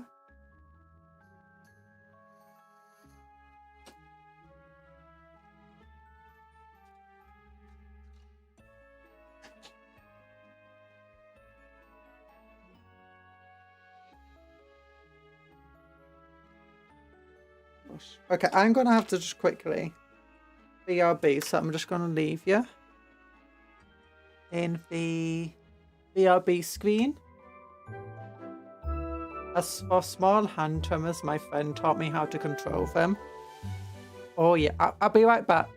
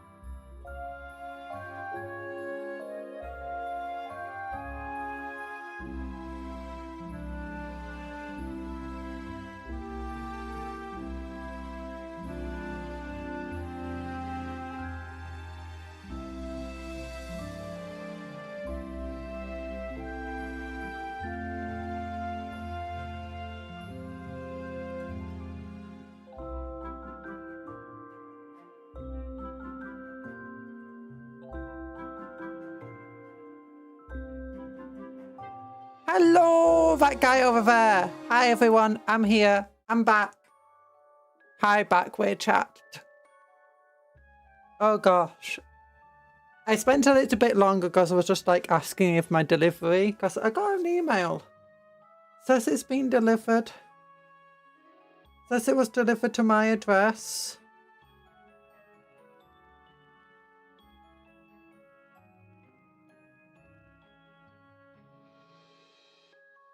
Yep, delivery address, track package.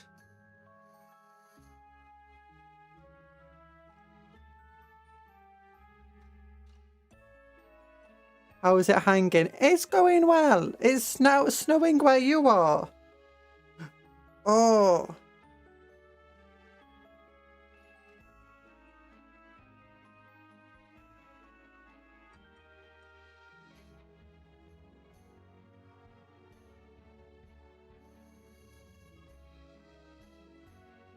Yeah.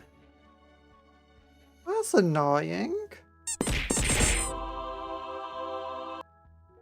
Hi. Sorry it took so long. Yep. Oh. I'm gonna have to complain to Royal Mail. No, let me get another glove out. There we go. Oh. Yeah, I gotta walk back the car in a minute, which is not fun. Ooh. I mean, cat. You gotta walk back to your car. That doesn't sound very fun at all. Walking in the snow. Do, do, do, do, do. Okay, what do I want to do now? I want... Where did my Vtuber gold go? Vtuber gold, where is back here? Get that out the way, over here maybe. Okay, now we got to do each of these little baubles. Little bobbly bobbly bob. Bobbly bobbly bob. I'll remove you over there. Okay. I'm a bit quiet. It's because my microphone's a bit far away from me. I'm down here. Using my magnifying glass. Mama oh mo mam jaw jaw mo mo mau mau meow meow.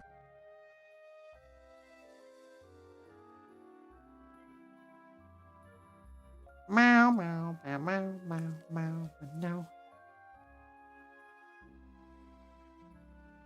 Meow meow meow meow meow meow meow.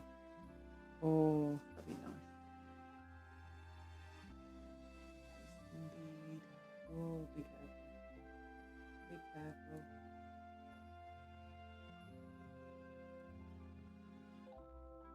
Those paintings and gold.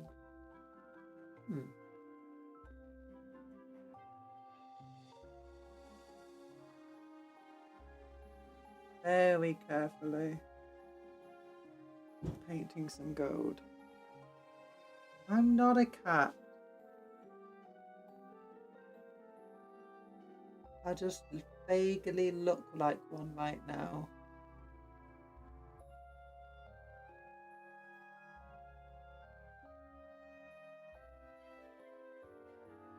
The cup cat is not real. By the way, guys, did you see the teaser trailer for my V2 debut? You should go and like and comment on the video. Go and like and comment on the video. For version 2 trailer. You might be pleasantly surprised. There's definitely no cupcakes in there.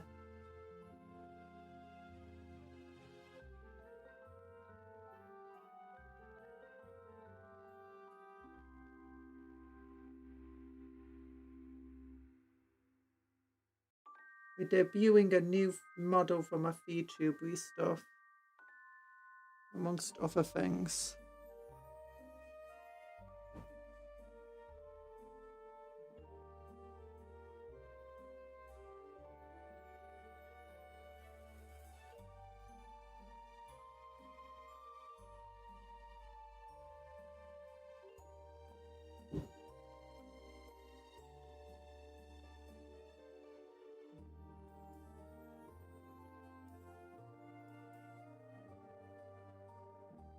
Just breathe and keep the hands still.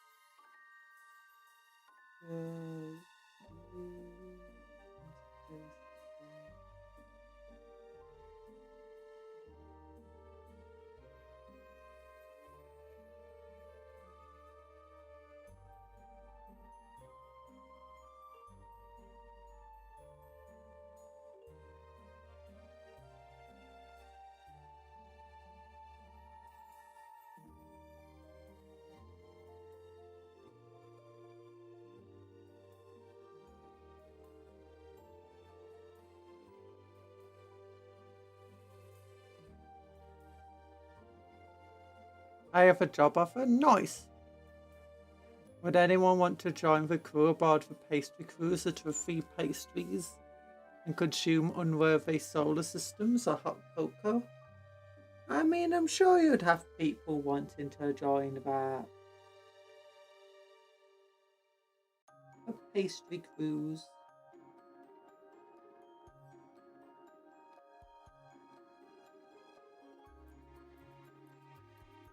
Hot cocoa. There we go. Let's look at it from above here.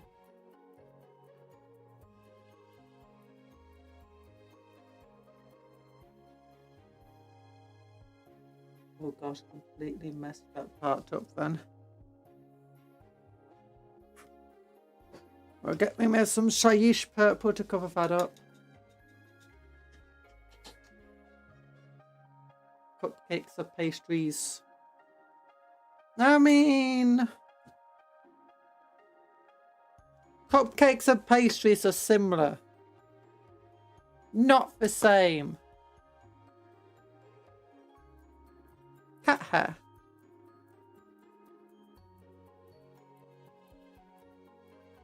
You look like my black cat named Johnny Cash.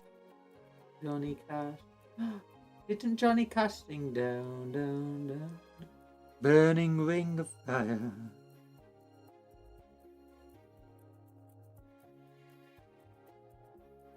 Oh gosh, what?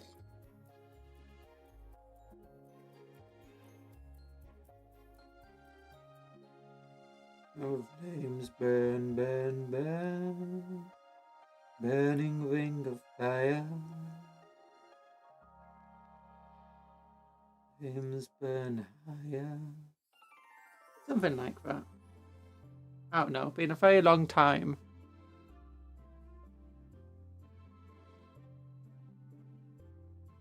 Since I listened to any Johnny Cash music.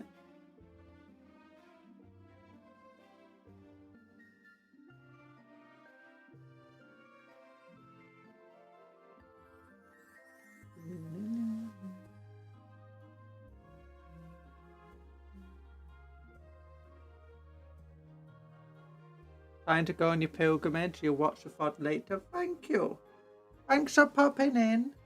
I hope you get to your car all well and healthy. We're not falling over in the ice.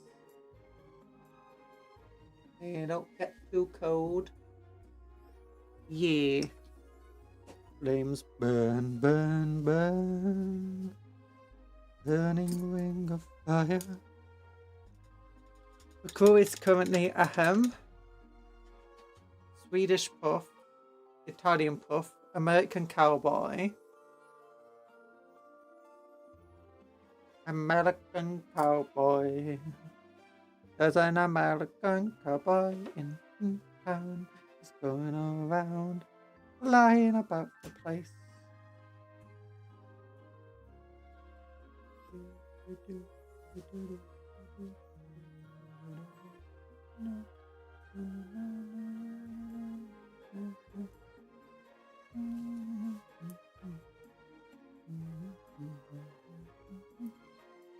Okay, there's a bit of an issue over here.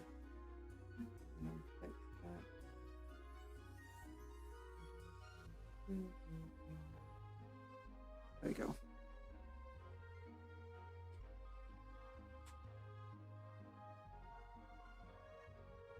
You can't take over a world with like 3 puffs. Sad, sad times. Drinking some cola. So who's gonna get the new Sebastian Yarrick? Who's gonna get the new Sebastian Yarrick? It's very sad. Oh, cola! Oh, look at him. Look at him. He's beautiful. Look how... Her paint scheme could have gone, you know, more like this. Yeah.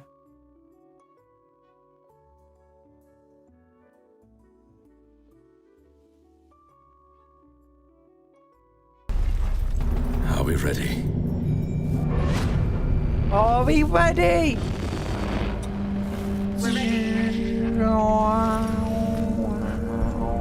People of Armageddon. Soldiers of the Imperial Guard. For decades, we have defended this world. Some of you were born here and know only war. Some of you have grown old on these battlefields. Some of you were brought from off-world, shipped here to die. I thank every one of you. But look at what's become of our world. Graveyards that reach from horizon to horizon. Cities cloaked in ash and dust. All Industry in ruin. The next wave of greenskins will soon reach our world. They come in numbers the likes of which we've never seen. We're expected to die in duty. To hold the line. We cannot. There is no victory to be had here. I cannot ask you to die In the mud of a world that was lost long ago.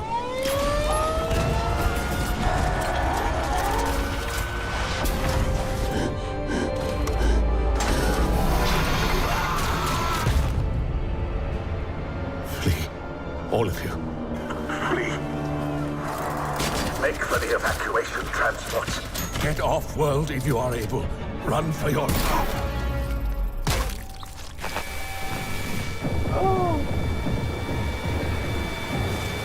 I'm getting chills.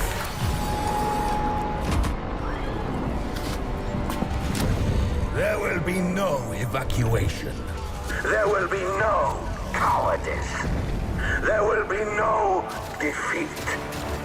This is our city. This is our world. Soldiers of Armageddon! Make ready.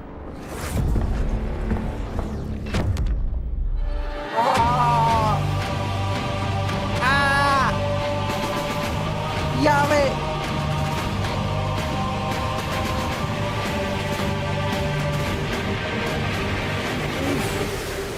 The old man. The old man returns.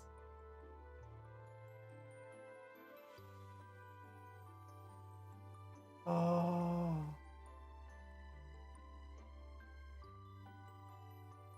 Look closer, you notice he still carries his last pistol in a holster at his hip. The same weapon he uses to execute the cowardly traitorous official. Oh! Held together with Sir. He's so cool! The rumors are false. Oh, he still supports his ionic pilfered arc power claw. A bionic eye, a billowing sash, shoulder epaulets, and distinctive hat, all carried from earlier versions of a miniature. Yeah. So that's the sash he's got there and he's got here. Hat is still the same, although they did paint the hat more like this one.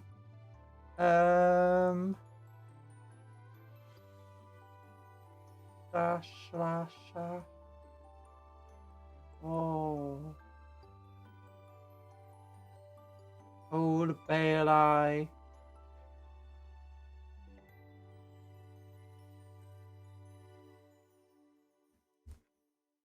Okay, he's cool. He's back.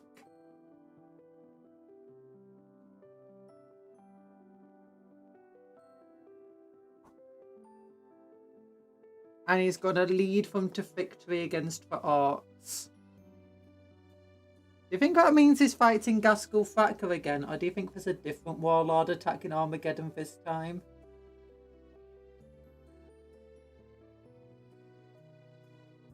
Heavy metal with goblin green base gives me a touch of nostalgia. Yeah. The old heavy metal style is cool.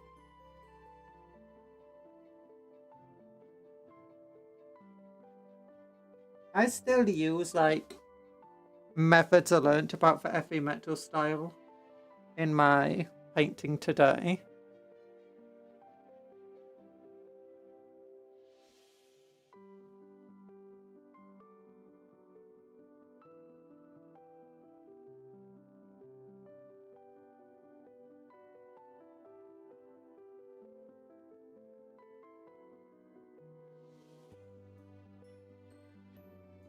That's partly because like that's kind of how I learned to paint.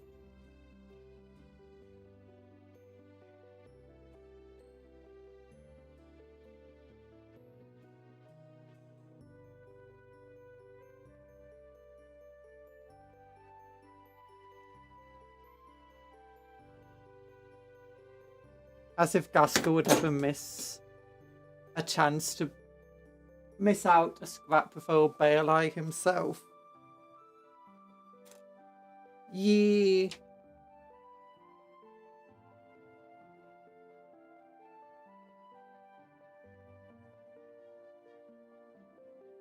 I like how at this stage, both Yarrick and Gaskell have like died a dozen times. Gas is probably, as soon as he hears that old Bailey is still about.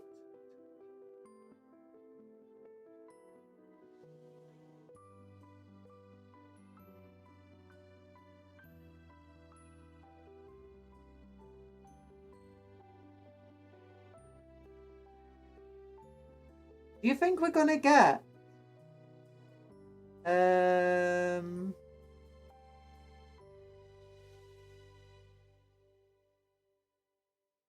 oh, what's it? Do you know where we've had the Eye of Terror? We've had the Maelstrom. We've had 500 worlds. Do you think we're going to get a 4th expansion pack that is Armageddon? Because Eye of Terror brought Apocalypse. Maelstrom has brought multiplayer, so more than 2 players. What did 500 worlds bring? Did that bring anything cool? Like that. Because Armageddon is like we're visiting a lot of, you know, for old battlegrounds with this thing. Like 500 worlds is a battles for Ultramar. Fight going over the old battlegrounds against the Necrons and the Tau and the Death Guard. Maelstrom is fighting over Maelstrom, obviously. Eye of Terror is fighting again over Eye of Terror. So this sounds like we're bringing back a 4th campaign now for Armageddon at the end of 10th. Or do you think it's going to be used like for the start of 11th?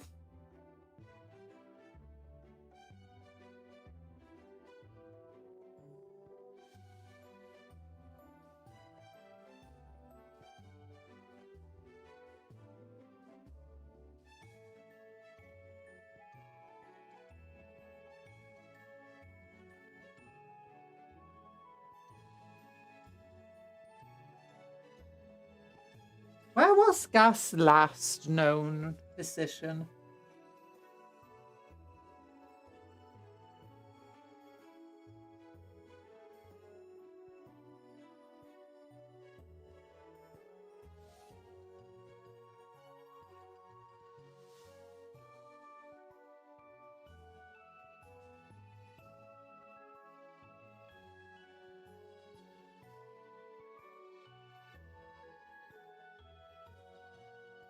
Oh, an email Mephiston read now.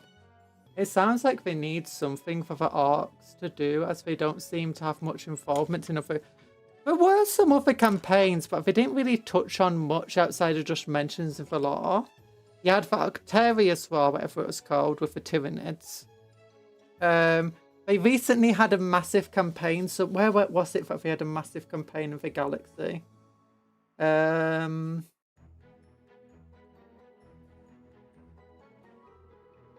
Loads and loads of orcs were all going to the same place. I think it was in the Combat Patrol magazine. Or was it in the Maelstrom books?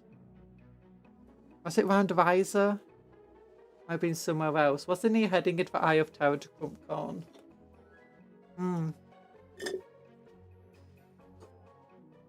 So it's possible he won't be anywhere near Armageddon. Like if he's stuck in Imperial Nihilus. Looking for Angwin. Because Angwin, I think, is in Imperium Nihilus.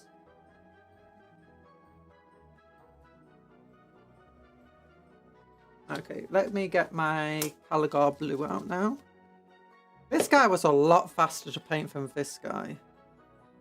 No idea why. Actually, no, I want my Mephiston red. No, my Baal red. Baal red. I know Gaskell appeared in the Octarius Wars with the Tyranids for a little bit. Not for a long time, but he was there.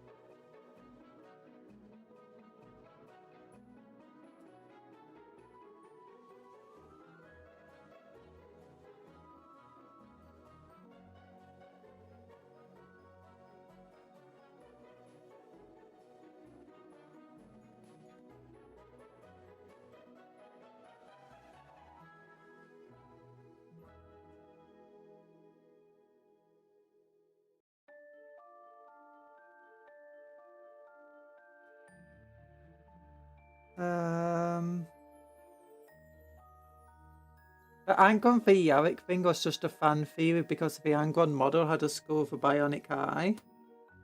Yeah, and one of the last campaigns for Armageddon was versus World Eaters, wasn't it? Carnate demonic attacks. Or one of the recent ones.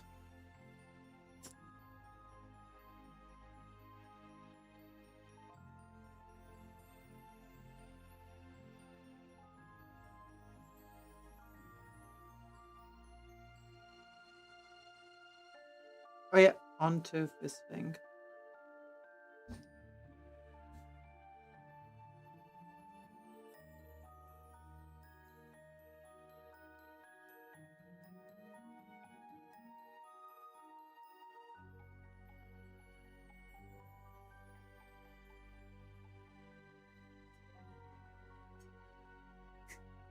There you go, just Mephiston red on black gives it that nice kind of like...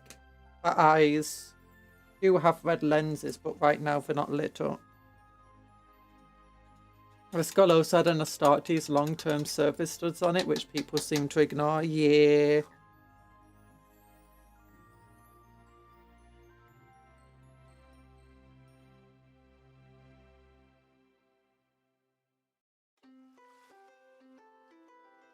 This guy has a service stud on his head, but it's very hard to see. And it is painted gold.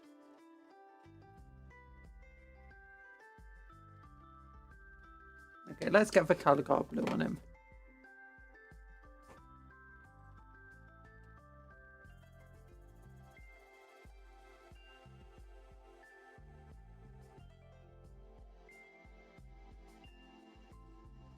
It's surprising that they're attacking Armageddon again. For art. Like, was a campaign to remove them from the local star systems, or maybe if I got interrupted by some of the other conflicts.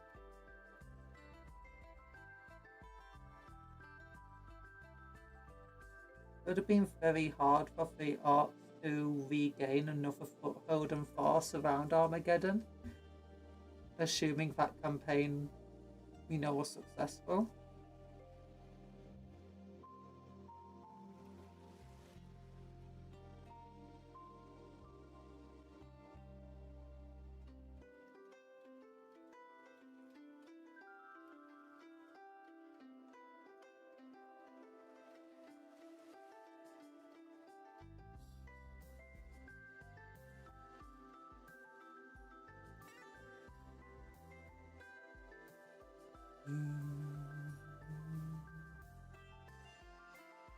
There'll be no fleeing.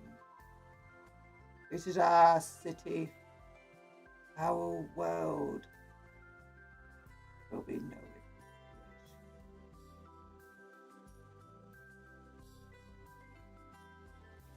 I do like how in the animation he actually did look ancient. The model doesn't seem to have that same thing for it. Maybe they just didn't want to make wrinkly skin. Maybe we thought people wouldn't like it as much. But I also lack some of the scars that you saw in the animation.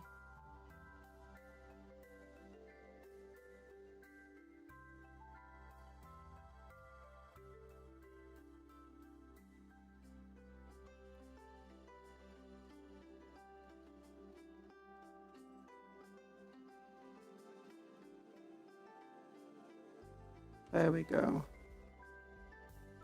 Just putting some highlights on for gun.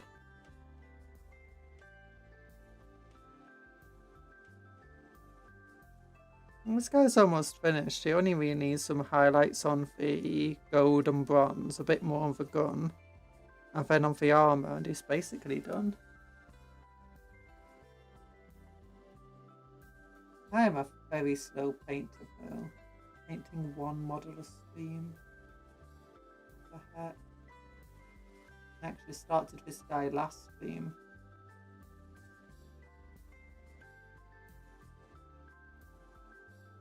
Armageddon's like a holy ground to orcs as previously Ulanor, where the Emperor fought alongside the Primarchs, and it was where the War of the Beast started and ended. Yeah. Although I'm not even sure if the orcs even are aware of that.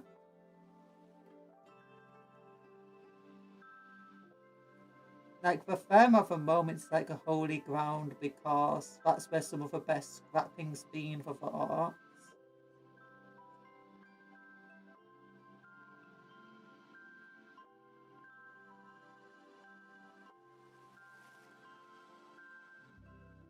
Need to clean this lens of the magnifying glass.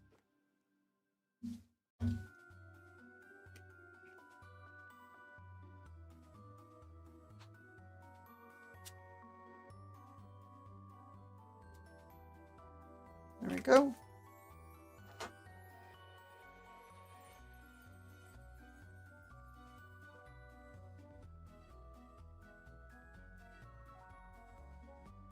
Be careful because it's got this metal rim that I don't want to corrode.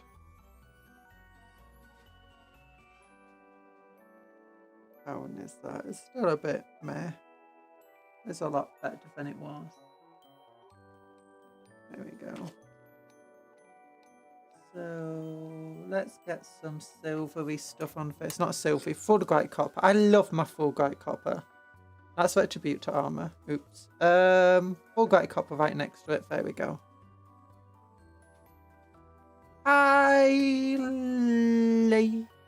Leaf.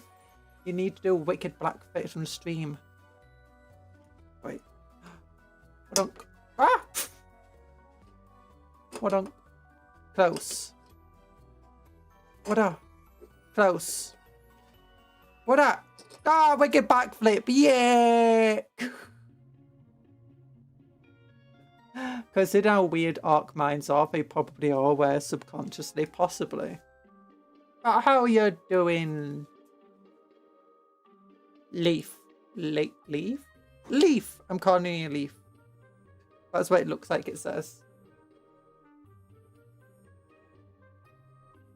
Or is it just Lee?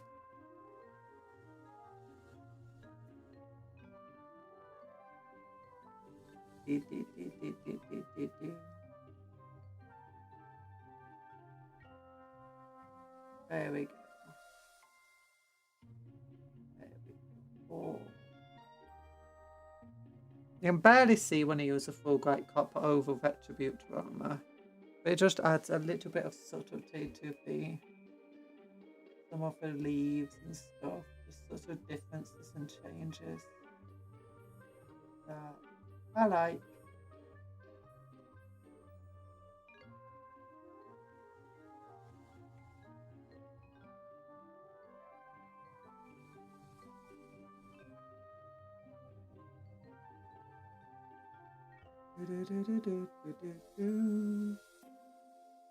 Black Templars of Imperial Fists.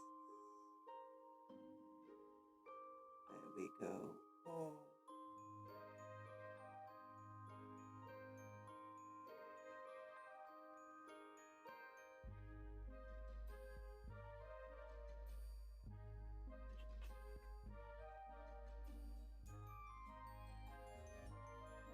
Onto here.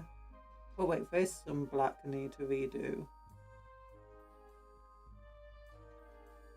Get some nice bronzy colours painted. Here we go.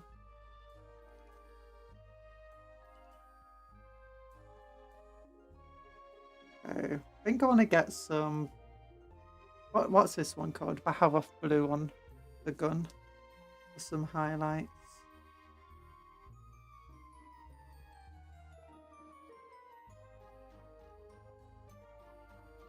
There we go.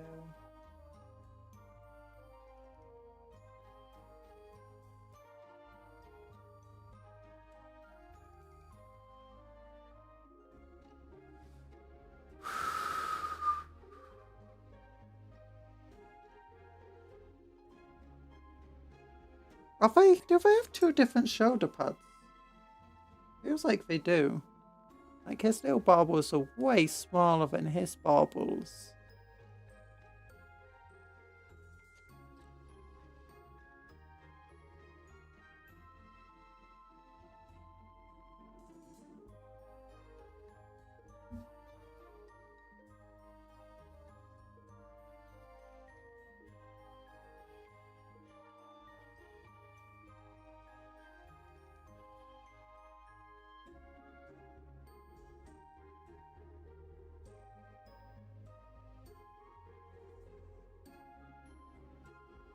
I'm gonna have to get some black around here just to neaten it up again. And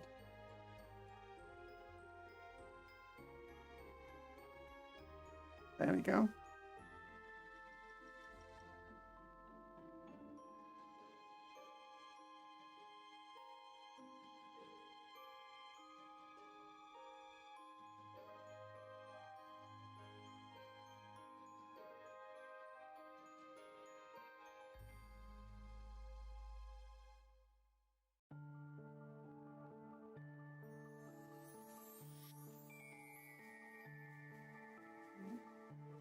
Here.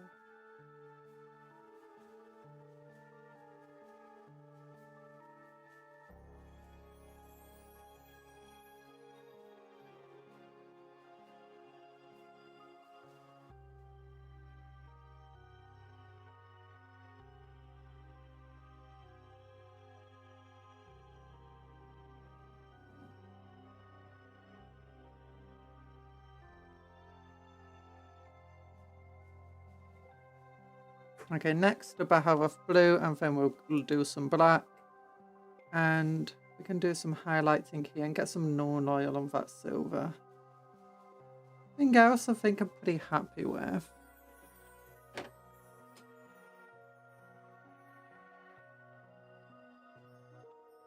No, wait, bar of blue, there we go. Be next. Oh, that needs mixing.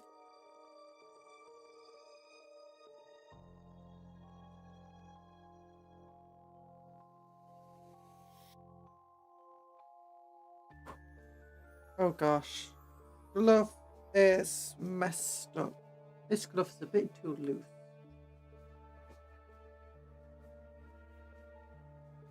There we go.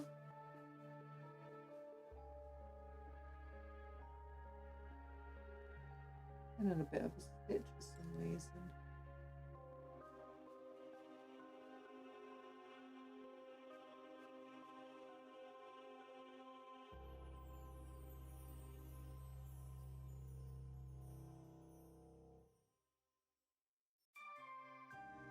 Gold pale eyes.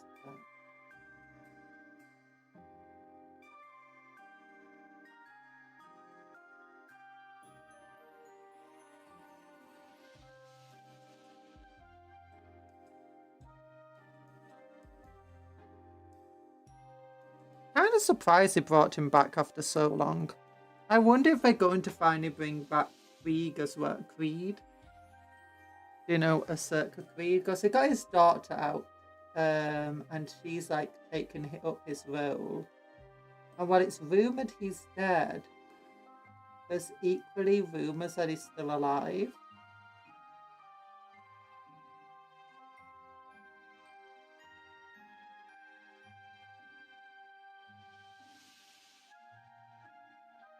And he's got like some special mission. Like hunting Abaddon or something.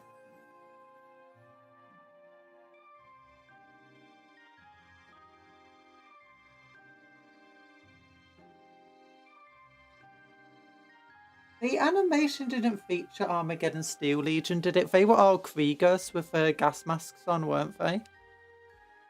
I'm not being crazy. You had other gas masks, but those were definitely Cadian ones. Or at least Cadian armor. Could be that they are now basically saying use Krieg for Armageddon Steel Legion.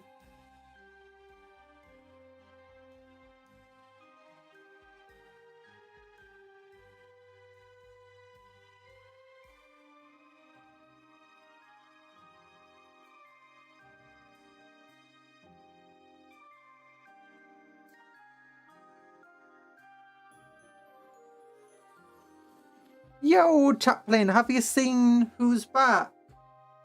Where's Yavik? There's a cool animation and stuff on it.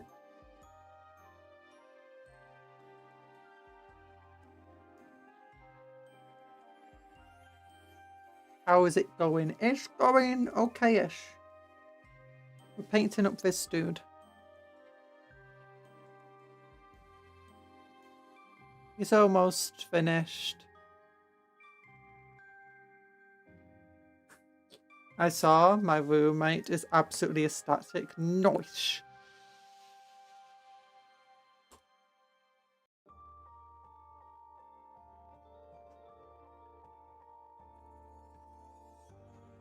They can't kill Yavik. Thank you.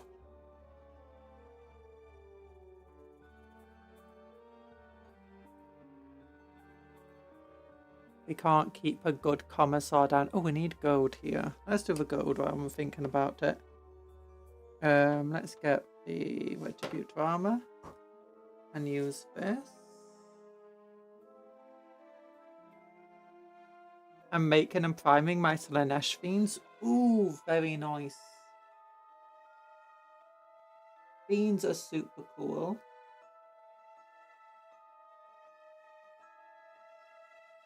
Some of my favourite demons.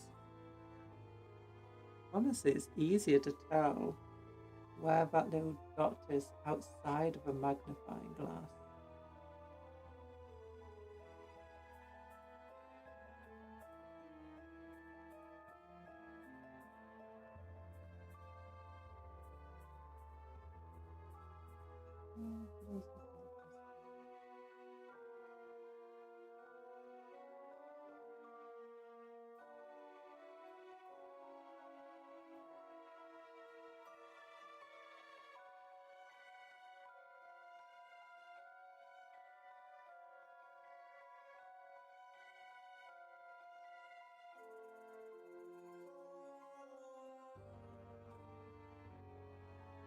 There we go.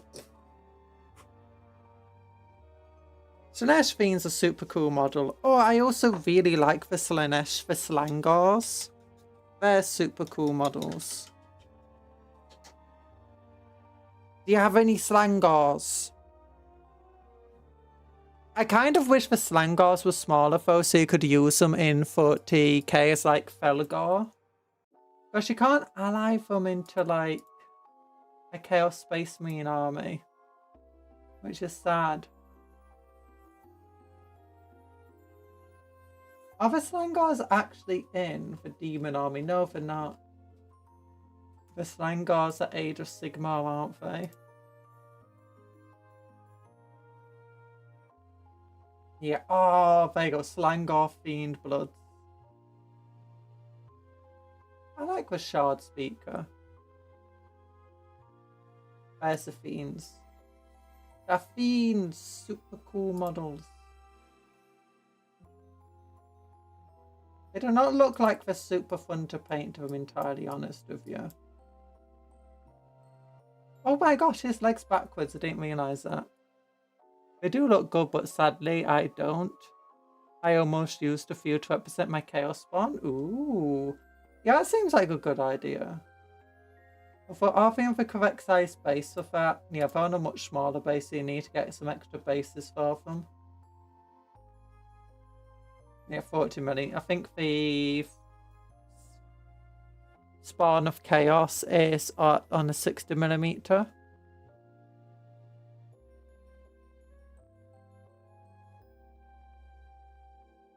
I'm walking my cat now. He's rolling in for dirt.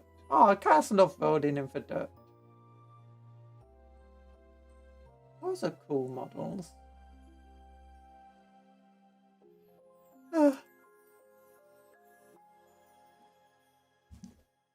Wait, a chaplain of an army of Slaanesh. Oh, heretic. Harder Inquisition cupcakes.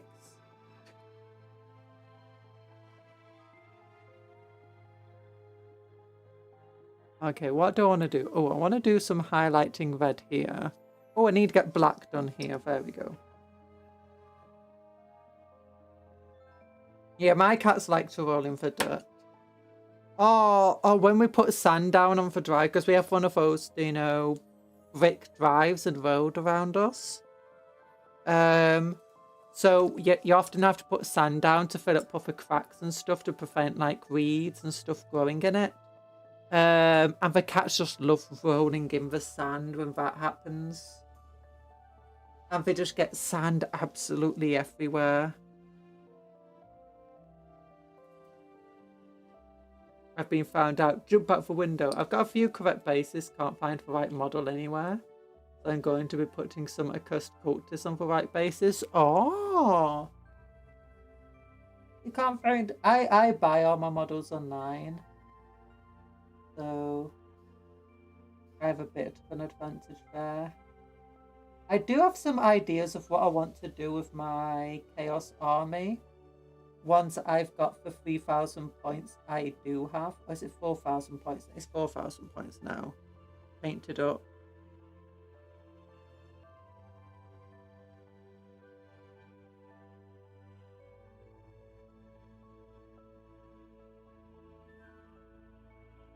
And one of them is like focus more on the demon side of stuff, like get some various stuff. And one of them is like your idea of using fiend bloods as chaos spawn or something else, like maybe the new mutilators. They could potentially be used for Slaanesh.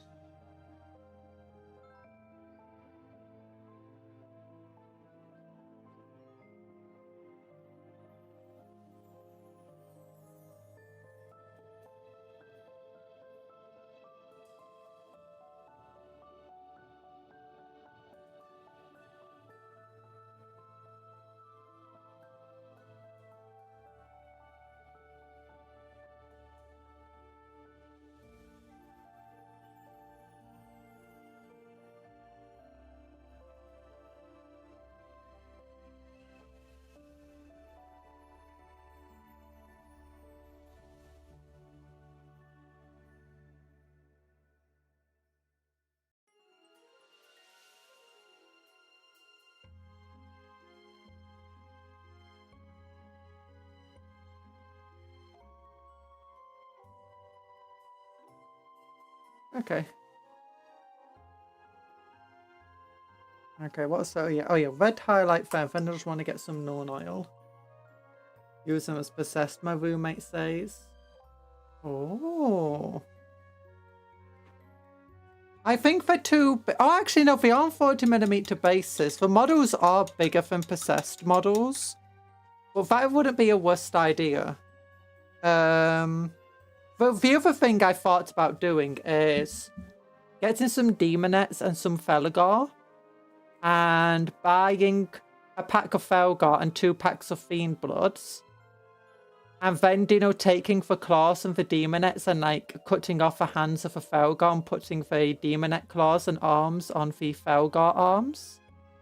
And so, you know, to make them more Slaneshi looking. And then split the Felgar into 2 squads of 5. Add 3 Fiend Bloods to each of them. And they'll be, you know, accursed cultists. So they'll represent Slangor accursed cultists. Because I think the accursed cultists on, are they on 32 or 25mm basis? The smaller ones. But either way, I think that'll be a fun conversion. The issue is I don't know how many spare bits you get in Demonettes. And I guess I could just try seeing on eBay if there's a bunch of spare Demonette bits for sale anyway. I am planning to just get some Felgar anyway for my Slaneshi army and just paint them, you know, in Slangori colours.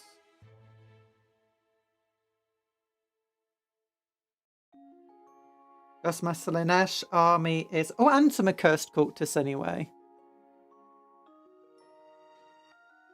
So, oh yeah, for red. For red. I don't want Mephisto. Oh, I want this red. Or pink hover for the highlight. That's generally a good one. Then after that, oh, we want to some Fenrisian Grey. Well, for Norn oil, then Fenrisian Grey. Is it Fenrisian I use? No, it's Rust Grey. Rust Grey.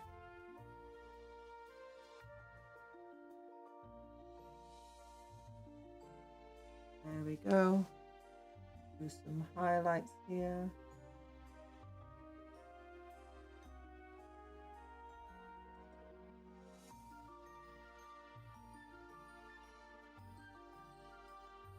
There we go.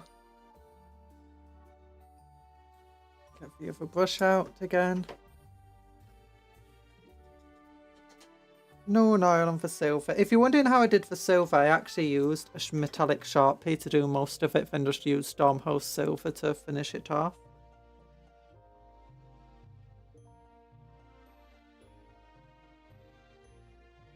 I could do a bit more there actually.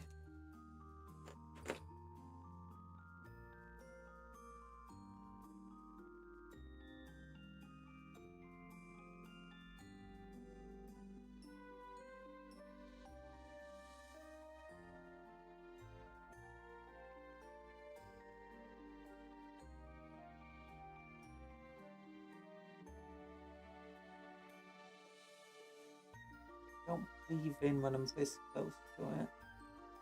There we go. Got sharp. These Sharpie fumes are ridiculous.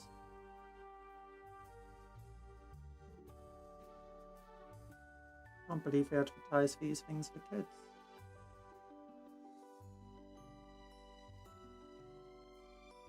That's a bad idea. Currently my cults are represented by Grey wearing normal cultists and a pack of Escher and a pack of Eldar Witches. Ooh, my cultists are... yeah, a pack of Escher as well. My cultists are a mixture of a normal, you know, Chaos cultist for 40k and the Escher gang cultist. Molotov paints has a 1mm liquid paint marker. Ooh. That sounds better than this. I was trying to use the gold one, like when we were painting this guy. I tried using the gold Sharpie I had, but the issue is whenever I pressed on it, the ink from the Sharpie just went everywhere. Well, it didn't go everywhere, it just spilled. So like I pressed it there, but then it spilled out down to here, and I could just watch it when I was pressing it, just how it just spilled out. It's like, oh. That's not good at all.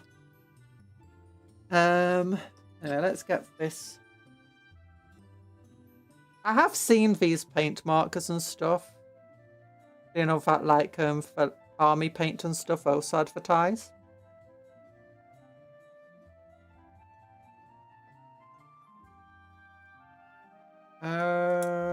What do I want to do? Not that one. This one, maybe? No, that's too fat. This one, here we go. But no oil on silver. That's contrast. No oil.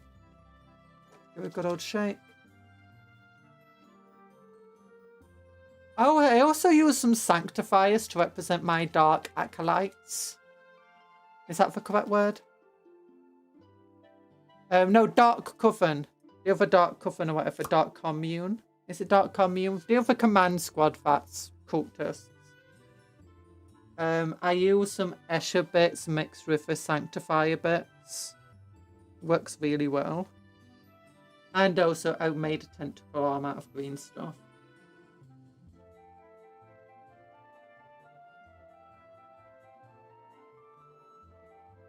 Commune, yeah, the dark commune.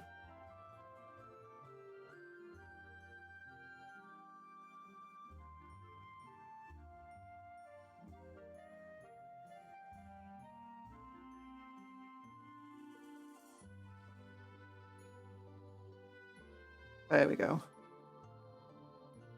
Looking Molotov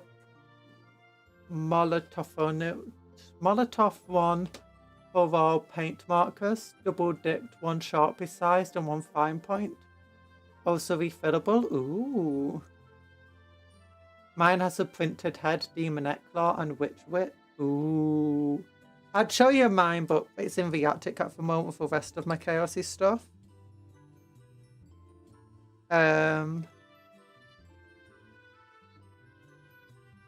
Yeah, it looks a bit weird because the Escher head is very small on the giant priest body. But, okay, I want to get some rust grey now. Very proud of her. Ooh. You're going to have to share it on the Warhammer site. Not for Warhammer, for Discord. Warhammer thing. Warhammer channel, that's the one. Okay, just along the edges here. Some nice grey. There's some wear and tear on the model. That's what I'm going for here.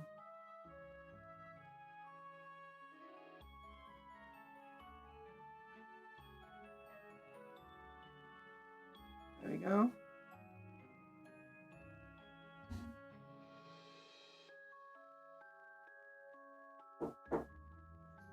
Oh. Okay. Oh, okay. Well, it was hanging out when it was here, so I wasn't there. Oh, okay. My parcel arrived.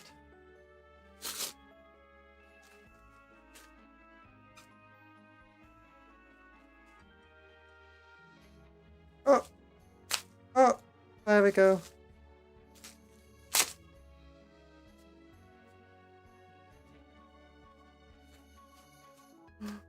Oh, he's here. Let's look at him. Oh, a tiny little stern guard boy. Tiny little stern guard boy. Oh. Oh, look at that shiny lead model. Do you think it's pewter? Do you think it's like aluminium? How old do you think this is? It's a real question there. Now there's little areas like this. I want to clip hold of it. That's the brush destroy of this bit. This. There we go. Yeah. Oh. If I turn the light off, you might be able to see him better. Yeah.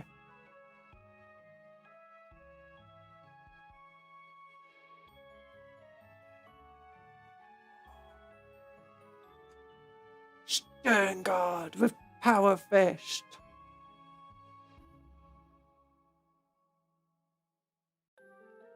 Wash your brush, woman. Paint is drying in the bristles. I have washed the brush.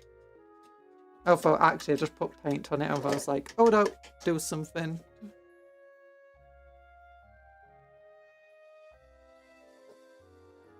There you go.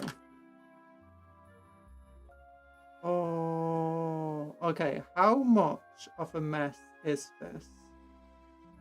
Okay, it looks like I'm going to have to clip some stuff off in various places where it wasn't properly clipped to begin with.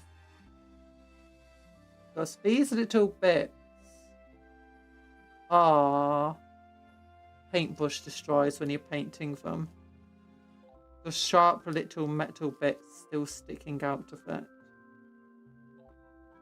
from where it was casted. Or cast. There's another one right here.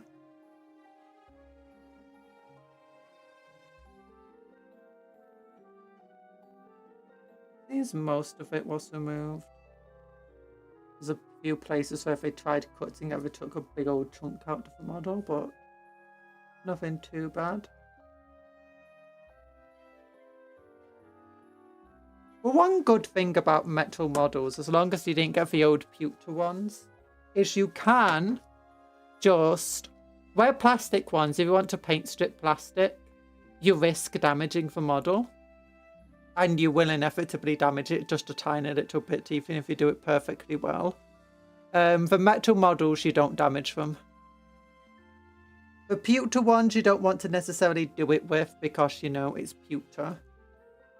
It's mostly tin, but it's still got a bunch of lead in it that can be, you know, brought out if you put it in these paint stripping baths.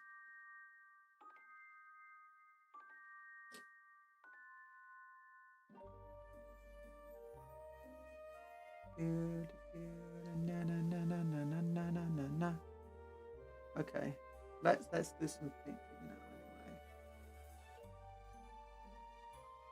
Go like this here.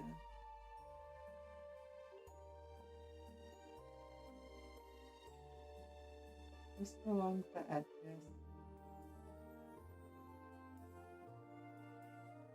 Just along the edges of the black. Make it look all worn and damaged. Keep it just on the black. Not under the hair, not under the skin. Not under the purple areas. Of the gold.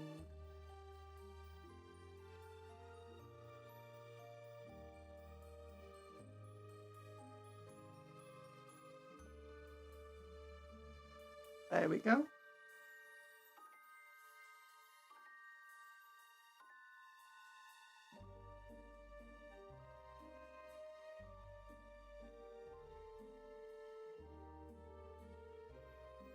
With this one bit I've not done, I just realised. I've not done the silver of this bit. I like to do the little exhaust in silver. Well, I'll leave that to last then. Well, this guy's basically finished once you've done this. It's not exactly an extensively long process of adding this on.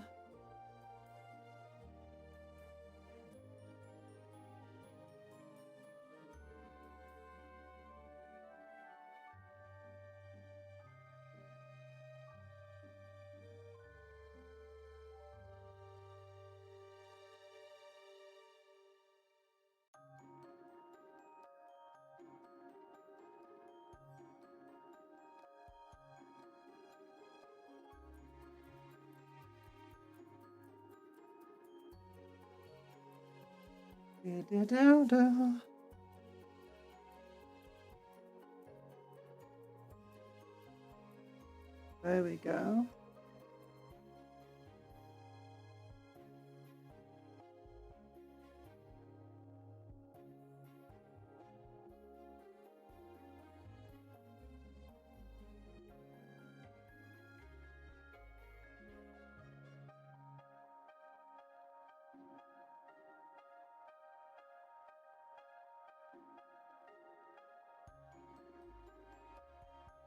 Exercise. Oh gosh, feet. You can see those things way easier on camera than in real life.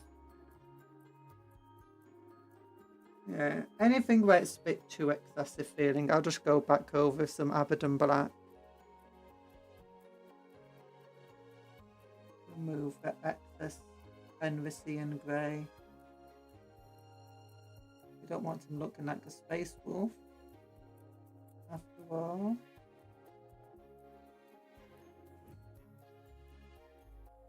This is a Templar.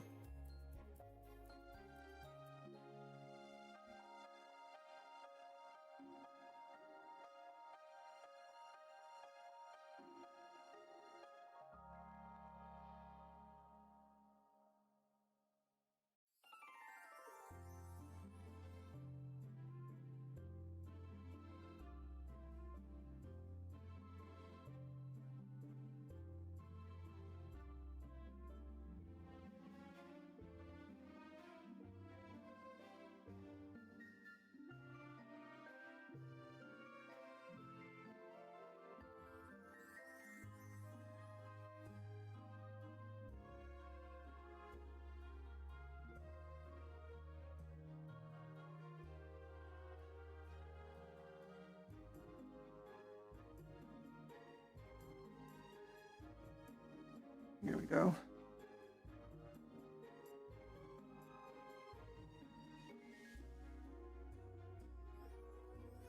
Yeah, definitely gonna have to go over with some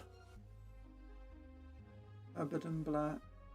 Again, it doesn't look quite as distinctive as in real life as it is on camera. It's just the light to colours just being picked up really, really well by the camera.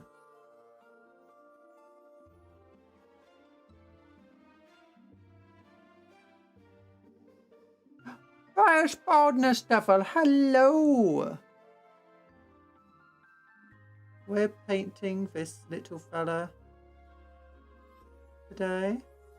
How you doing?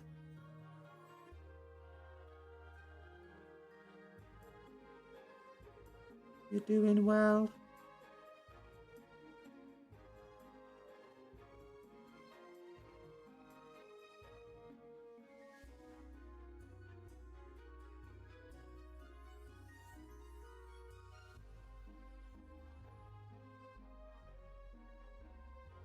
I'm doing okay.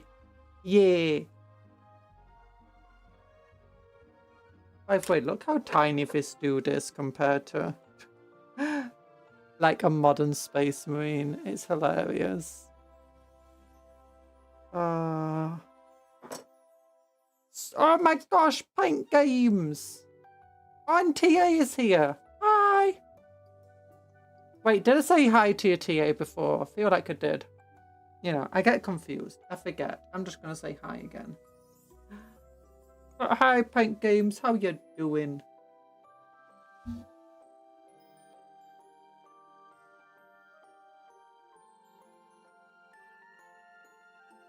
Oh gosh, that was terrible then.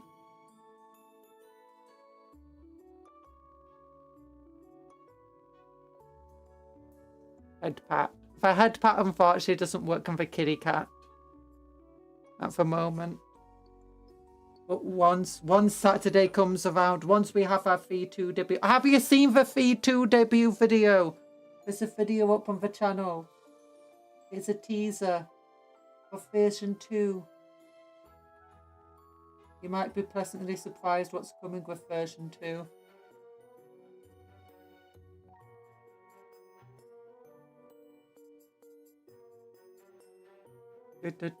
I just saw the debut trailer. Winston was the cherry on top of a gigantic cupcake. Yay!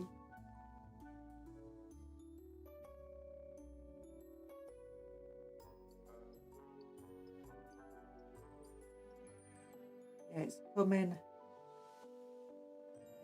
Debut is coming on Saturday.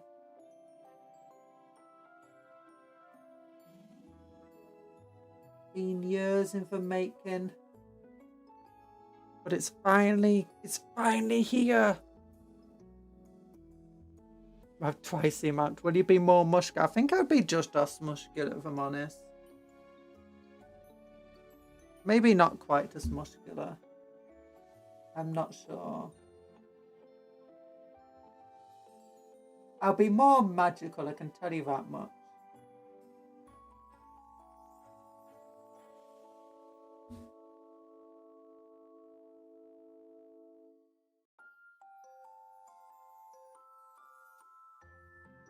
Oh gosh, I'm getting way too much paint on some of these parts.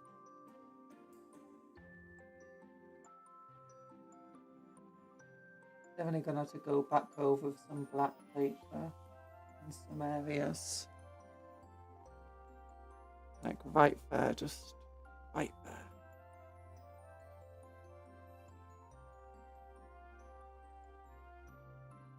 I see the gremlin. The gremlin!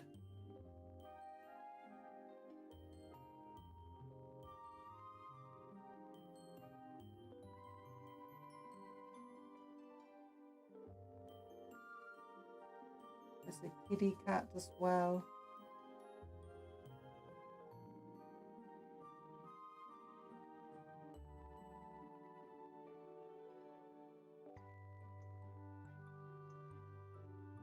There's geese about my house. That I could hear a goose sound outside.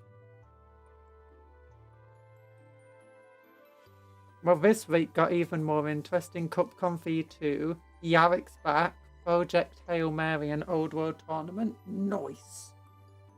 Yeah, Yarrick's back. Can you believe it? Just 2 weeks away.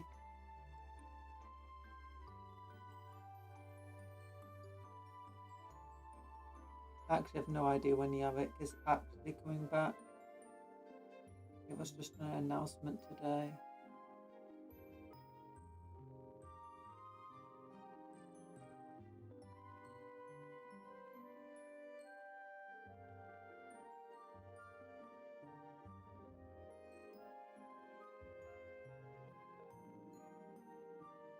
We gotta get Steel Legion. I didn't see any Steel Legion in that animation though. They look like Kriegers to me, the guys with the gas mask, rather than Armageddon Steel Legion. And they weren't in Armageddon Steel Legion colours either, they were in Krieg colours. So I wouldn't hold hopes for a Armageddon Steel Legion release.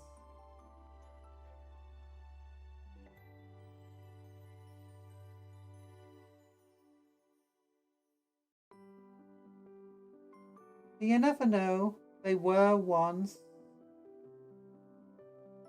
They are slowly going through a lot of the old Forge World stuff and slowly turning it into plastic. They've been doing it mostly with the Horus Heresy Mechanicum series at the moment. So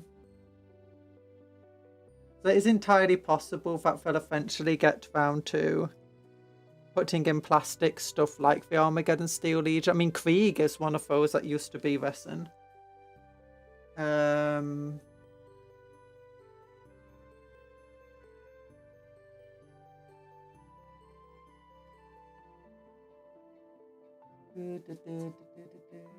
Maybe they're keeping it hidden, but I wouldn't hold hopes out for it.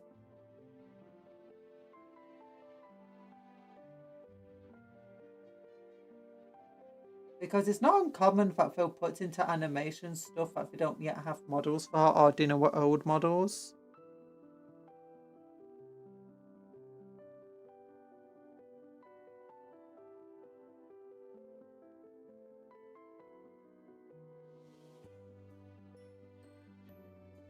You stinky, you stinky. I'm not stinky. I'm not evil. Oh wait, I'm in evil mode. Hi.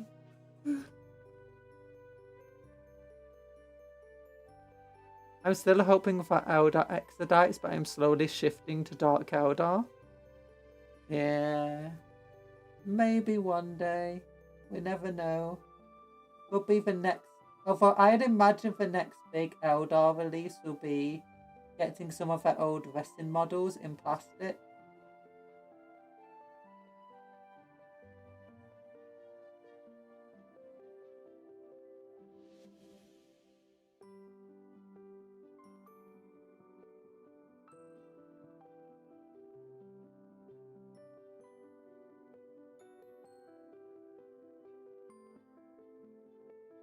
Like Dino for Spectres. No idea if they'll bring Dino for Titans into plastic because the Eldar Titans do have a lot less material to them than the Imperial ones. Skibbity toilet black flash. No! Don't skibbity toilet me. Hope that Dark Eldar get the love they need in 11th. Nah, I've heard that they're planning to get rid of like 5 more data sheets. One of the reasons why the last combat patrol was witches, the current combat patrol is homunculi. I've heard they're just planning to get rid of cabals entirely. They think they're uninteresting. So they've got to get rid of the Dark Eldar warriors and the, you know, all the other Cabalite stuff. They're going to keep the incubi. But there's also plans that they might just get rid of all the homunculi stuff. Because there's just not enough homunculi models as it is to keep... I'm joking. I'm making these things up. But considering that the last Eldar refreshy thing was just given them 1 model and taken away a dozen models. Lilith Hesperax. I thought there was a Lilith Hesperax model. Oh, yeah.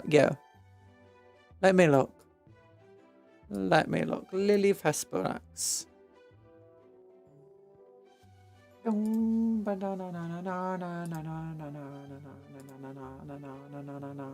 Dukari.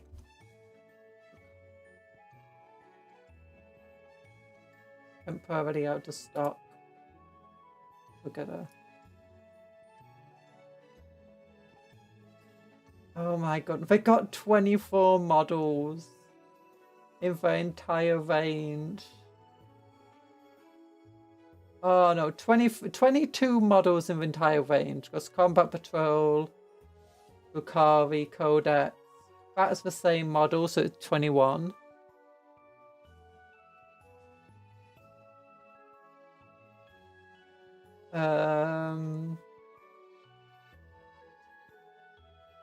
Ravager, Raider.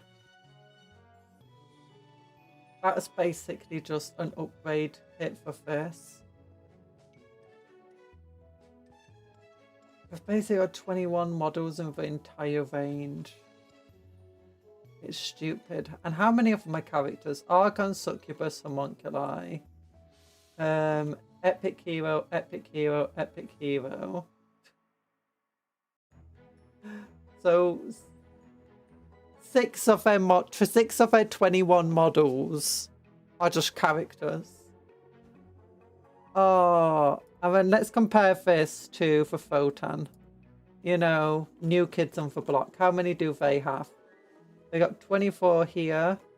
Codex Combat Patrol down to 22.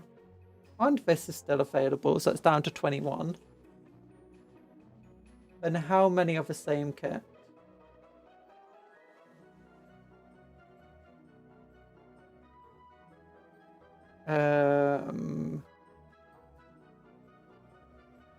These 2 of the same kit. Got 20 models, and how many of them are characters? 1, 2, 3, 4, 5, 6, 7, 8. Don't include that. 8. Oh wait, 9. Yeah, for Photon of the new kids on the block, have we got just as many models as the Dark Eldar do, which is one of the oldest. Oh gosh, it's stupid. Our thing is, it's like these guys have way more going on for them. Like, this has 2 alternate builds. These guys have alternate builds. Oh.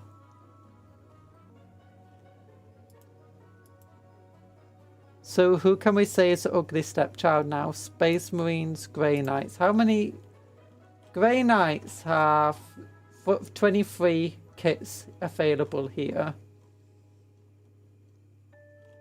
Wait, Grey Knights only have 23 kits available. One of them's the Codex.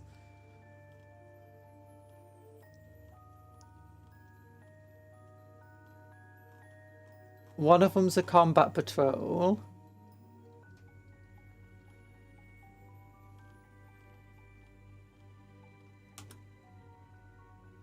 And then...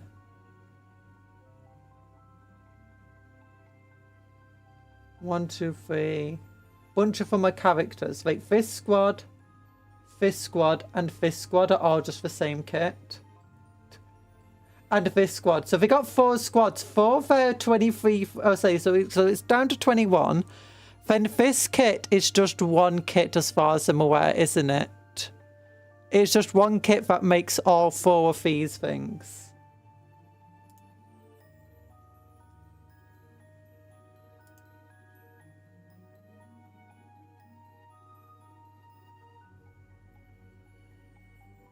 Interceptor Pure Fight. Yeah. Oh my god. So yeah, the Grey Knights are the ugly stepchild. Because they're Space Marines, they have access to all the Space Marine stuff. So down to 21. And then these 2 kits are basically the same one again, aren't they? For Paladins and the Brotherhood. If I'm correct. Yeah, our Paladin squad. So take away 3 from the 21 brings them down to 18. Take away another one brings them down to 17. Grey Knights? You mean Castle and Crow? Yeah, Castle and Crow. Yeah, so these guys definitely have the least kits. And then when you look at half the models... Oh yeah, this kit as well is just the same kit. Land Raider, this kit is just the same kit. These kits are just the same kits. So... Oh gosh. 1, 2... So how many did we say? Down to 21, down to 18, down to 17, down to 16, down to 15, down to 14. So we're down to 14 kits in the entire thing. Then... Oh... And then half of the kits aren't even... The agents have more than the Grey Knights. Agents have quite a few, surprisingly. Armies of the Imperium. Imperial agents. They got 28 kits.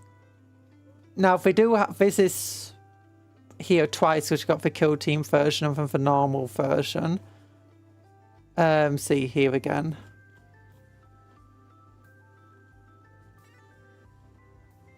Do.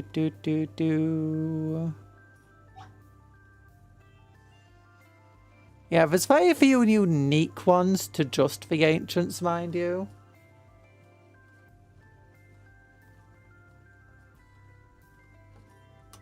The agents are probably the ugly stepchild, to be honest. After that, it's probably Grey Knights, and after that, it's probably Dark Eldar. But the Grey Knights didn't even get a new model. All they got was an upgrade kit for an existing model. And it wasn't even an upgrade kit. It was just, hey, we're putting this in the model and then selling it at a higher price.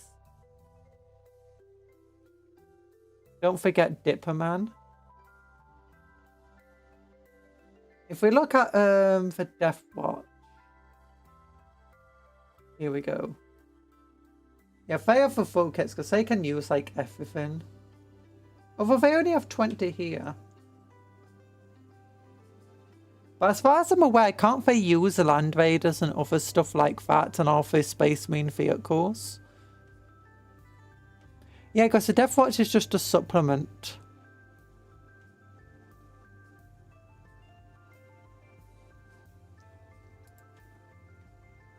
For Dark Elder got 1 new character and an update version in exchange for like 4 to 6 data sheets.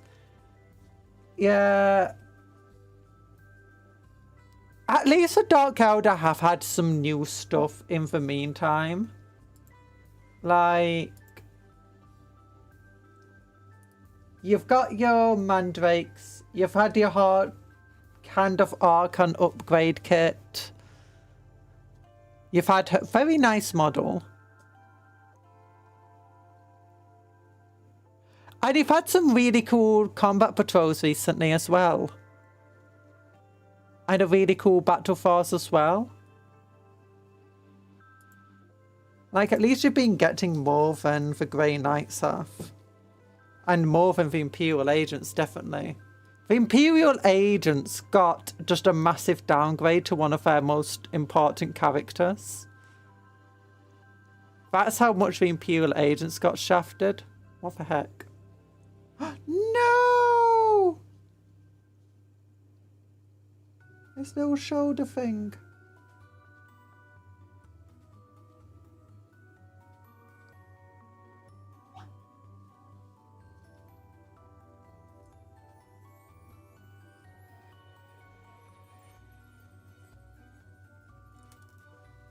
Gosh, I almost went flying away. I'm probably going to get the new named character, but else I'll be trying to get older models for a more retro look. Ooh. Have you seen the old grotesques? They're about this big. They're metro models. Extremely tiny things. So basically what the racks have become.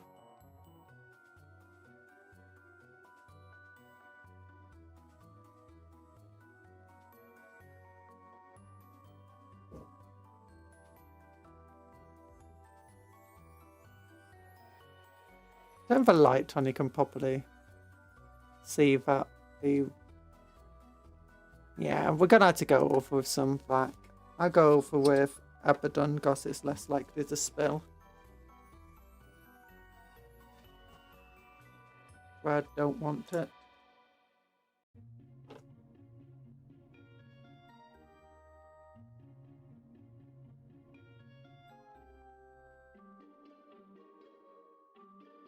So tomorrow we'll paint a different model.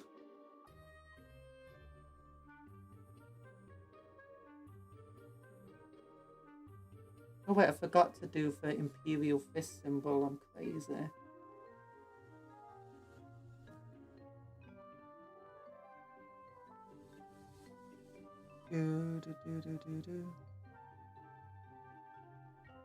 There we go.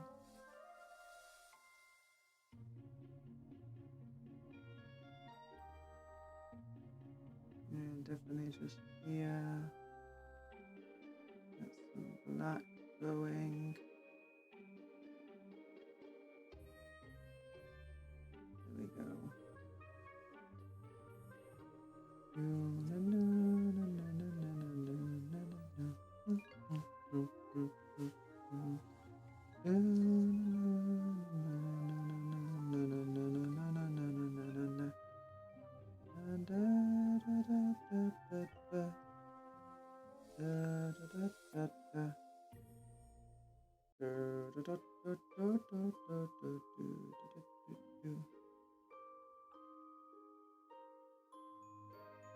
Okay, it's looking okay now.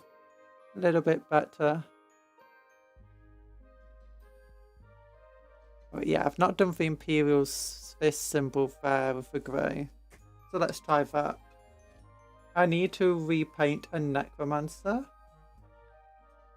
For my Old World tournament, else I have a third Dark Elder Warriors being painted for a comp. Ooh. Sounds like a much quicker painter than I am. I'm capable of painting like one model every few hours. That being said, I am like not doing batch painting kind of on purpose.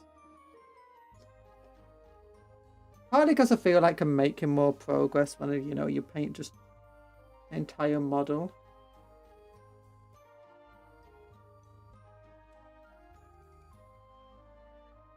as opposed to batch painting like 26 of them, just one layer at a time on each model.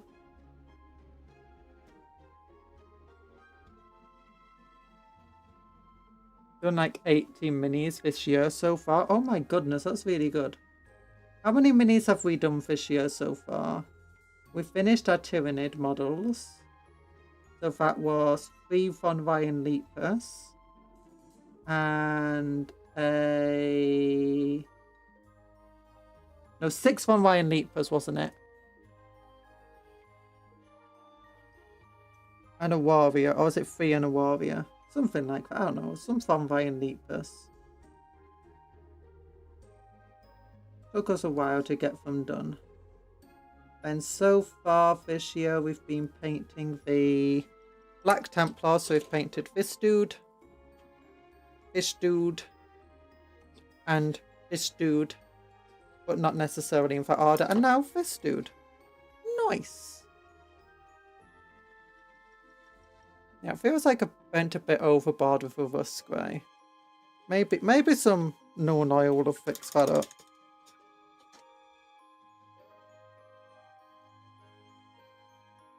Oh, I know something while I'm thinking about it actually. Major's purple. That's Sarah's purple. That's Major's purple.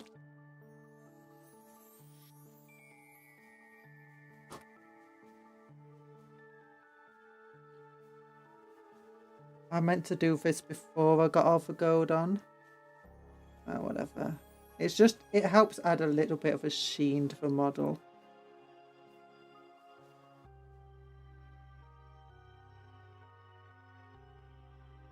With a shoulder pad. I find.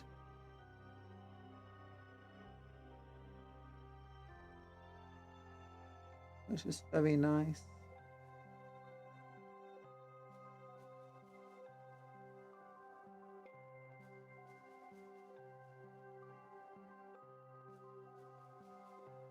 There you go. Gosh.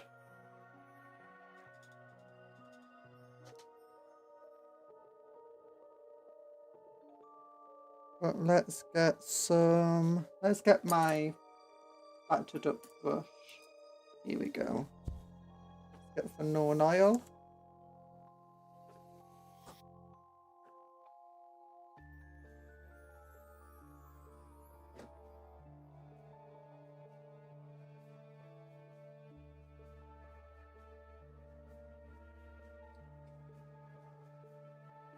Termagant skeleton, spearhead, 36 minis, 7 Twench minis, and 1 Dark Elder warrior.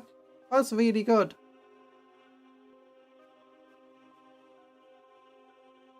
Really productive.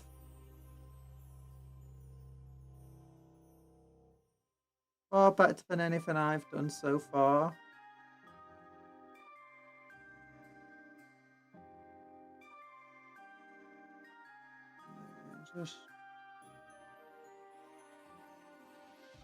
Just round parts of a model in known oil.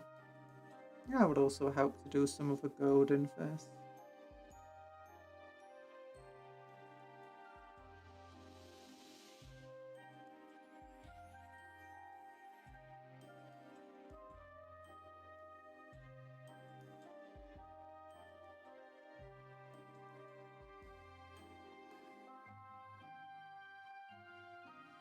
Oh, I forgot to do that arm as well. Oh, I'm being terrible here. I can do the arm off beam, it's fine.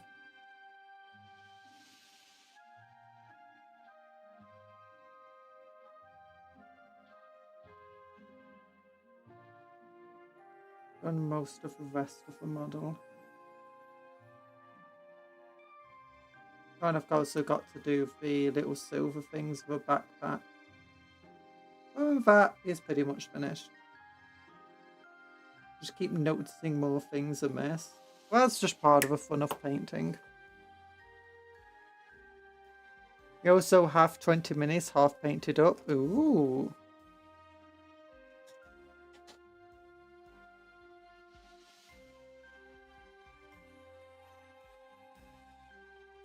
Yeah, so tomorrow we'll get one more mini of these painted. I will try to. And off stream, I'll get this arm done and the little jet things. Not jet, vent things. But yeah, this squad is very slowly coming along. Just 20... Wait, how many was there? 22 left! Just 22 left, you know? Just a small number. Maybe I'll try painting multiple at once, like do them in batches of 3s or something. Oh, but thanks for coming to the stream. Big love hearts to all of you. I hope you have a good rest of your day and you work harder, you play harder and all that good stuff. Remember, we got a stream tomorrow. Don't know how long it will be, but it should be starting in the morning. And then, whatever. Oh my gosh, I'm tired. So thanks for coming to the stream. Hope you have a good rest of your day. Work hard, play harder, take care of yourself, be kind to others and vice versa. Eat good food, sleep well, dream of cupcakes, but don't eat for cupcakes as a friends, not food. Goodbye, everyone. Whee! Ah! Love you all. Eating brownies is good for you. No, brownies are cakes. Where were we? There we are.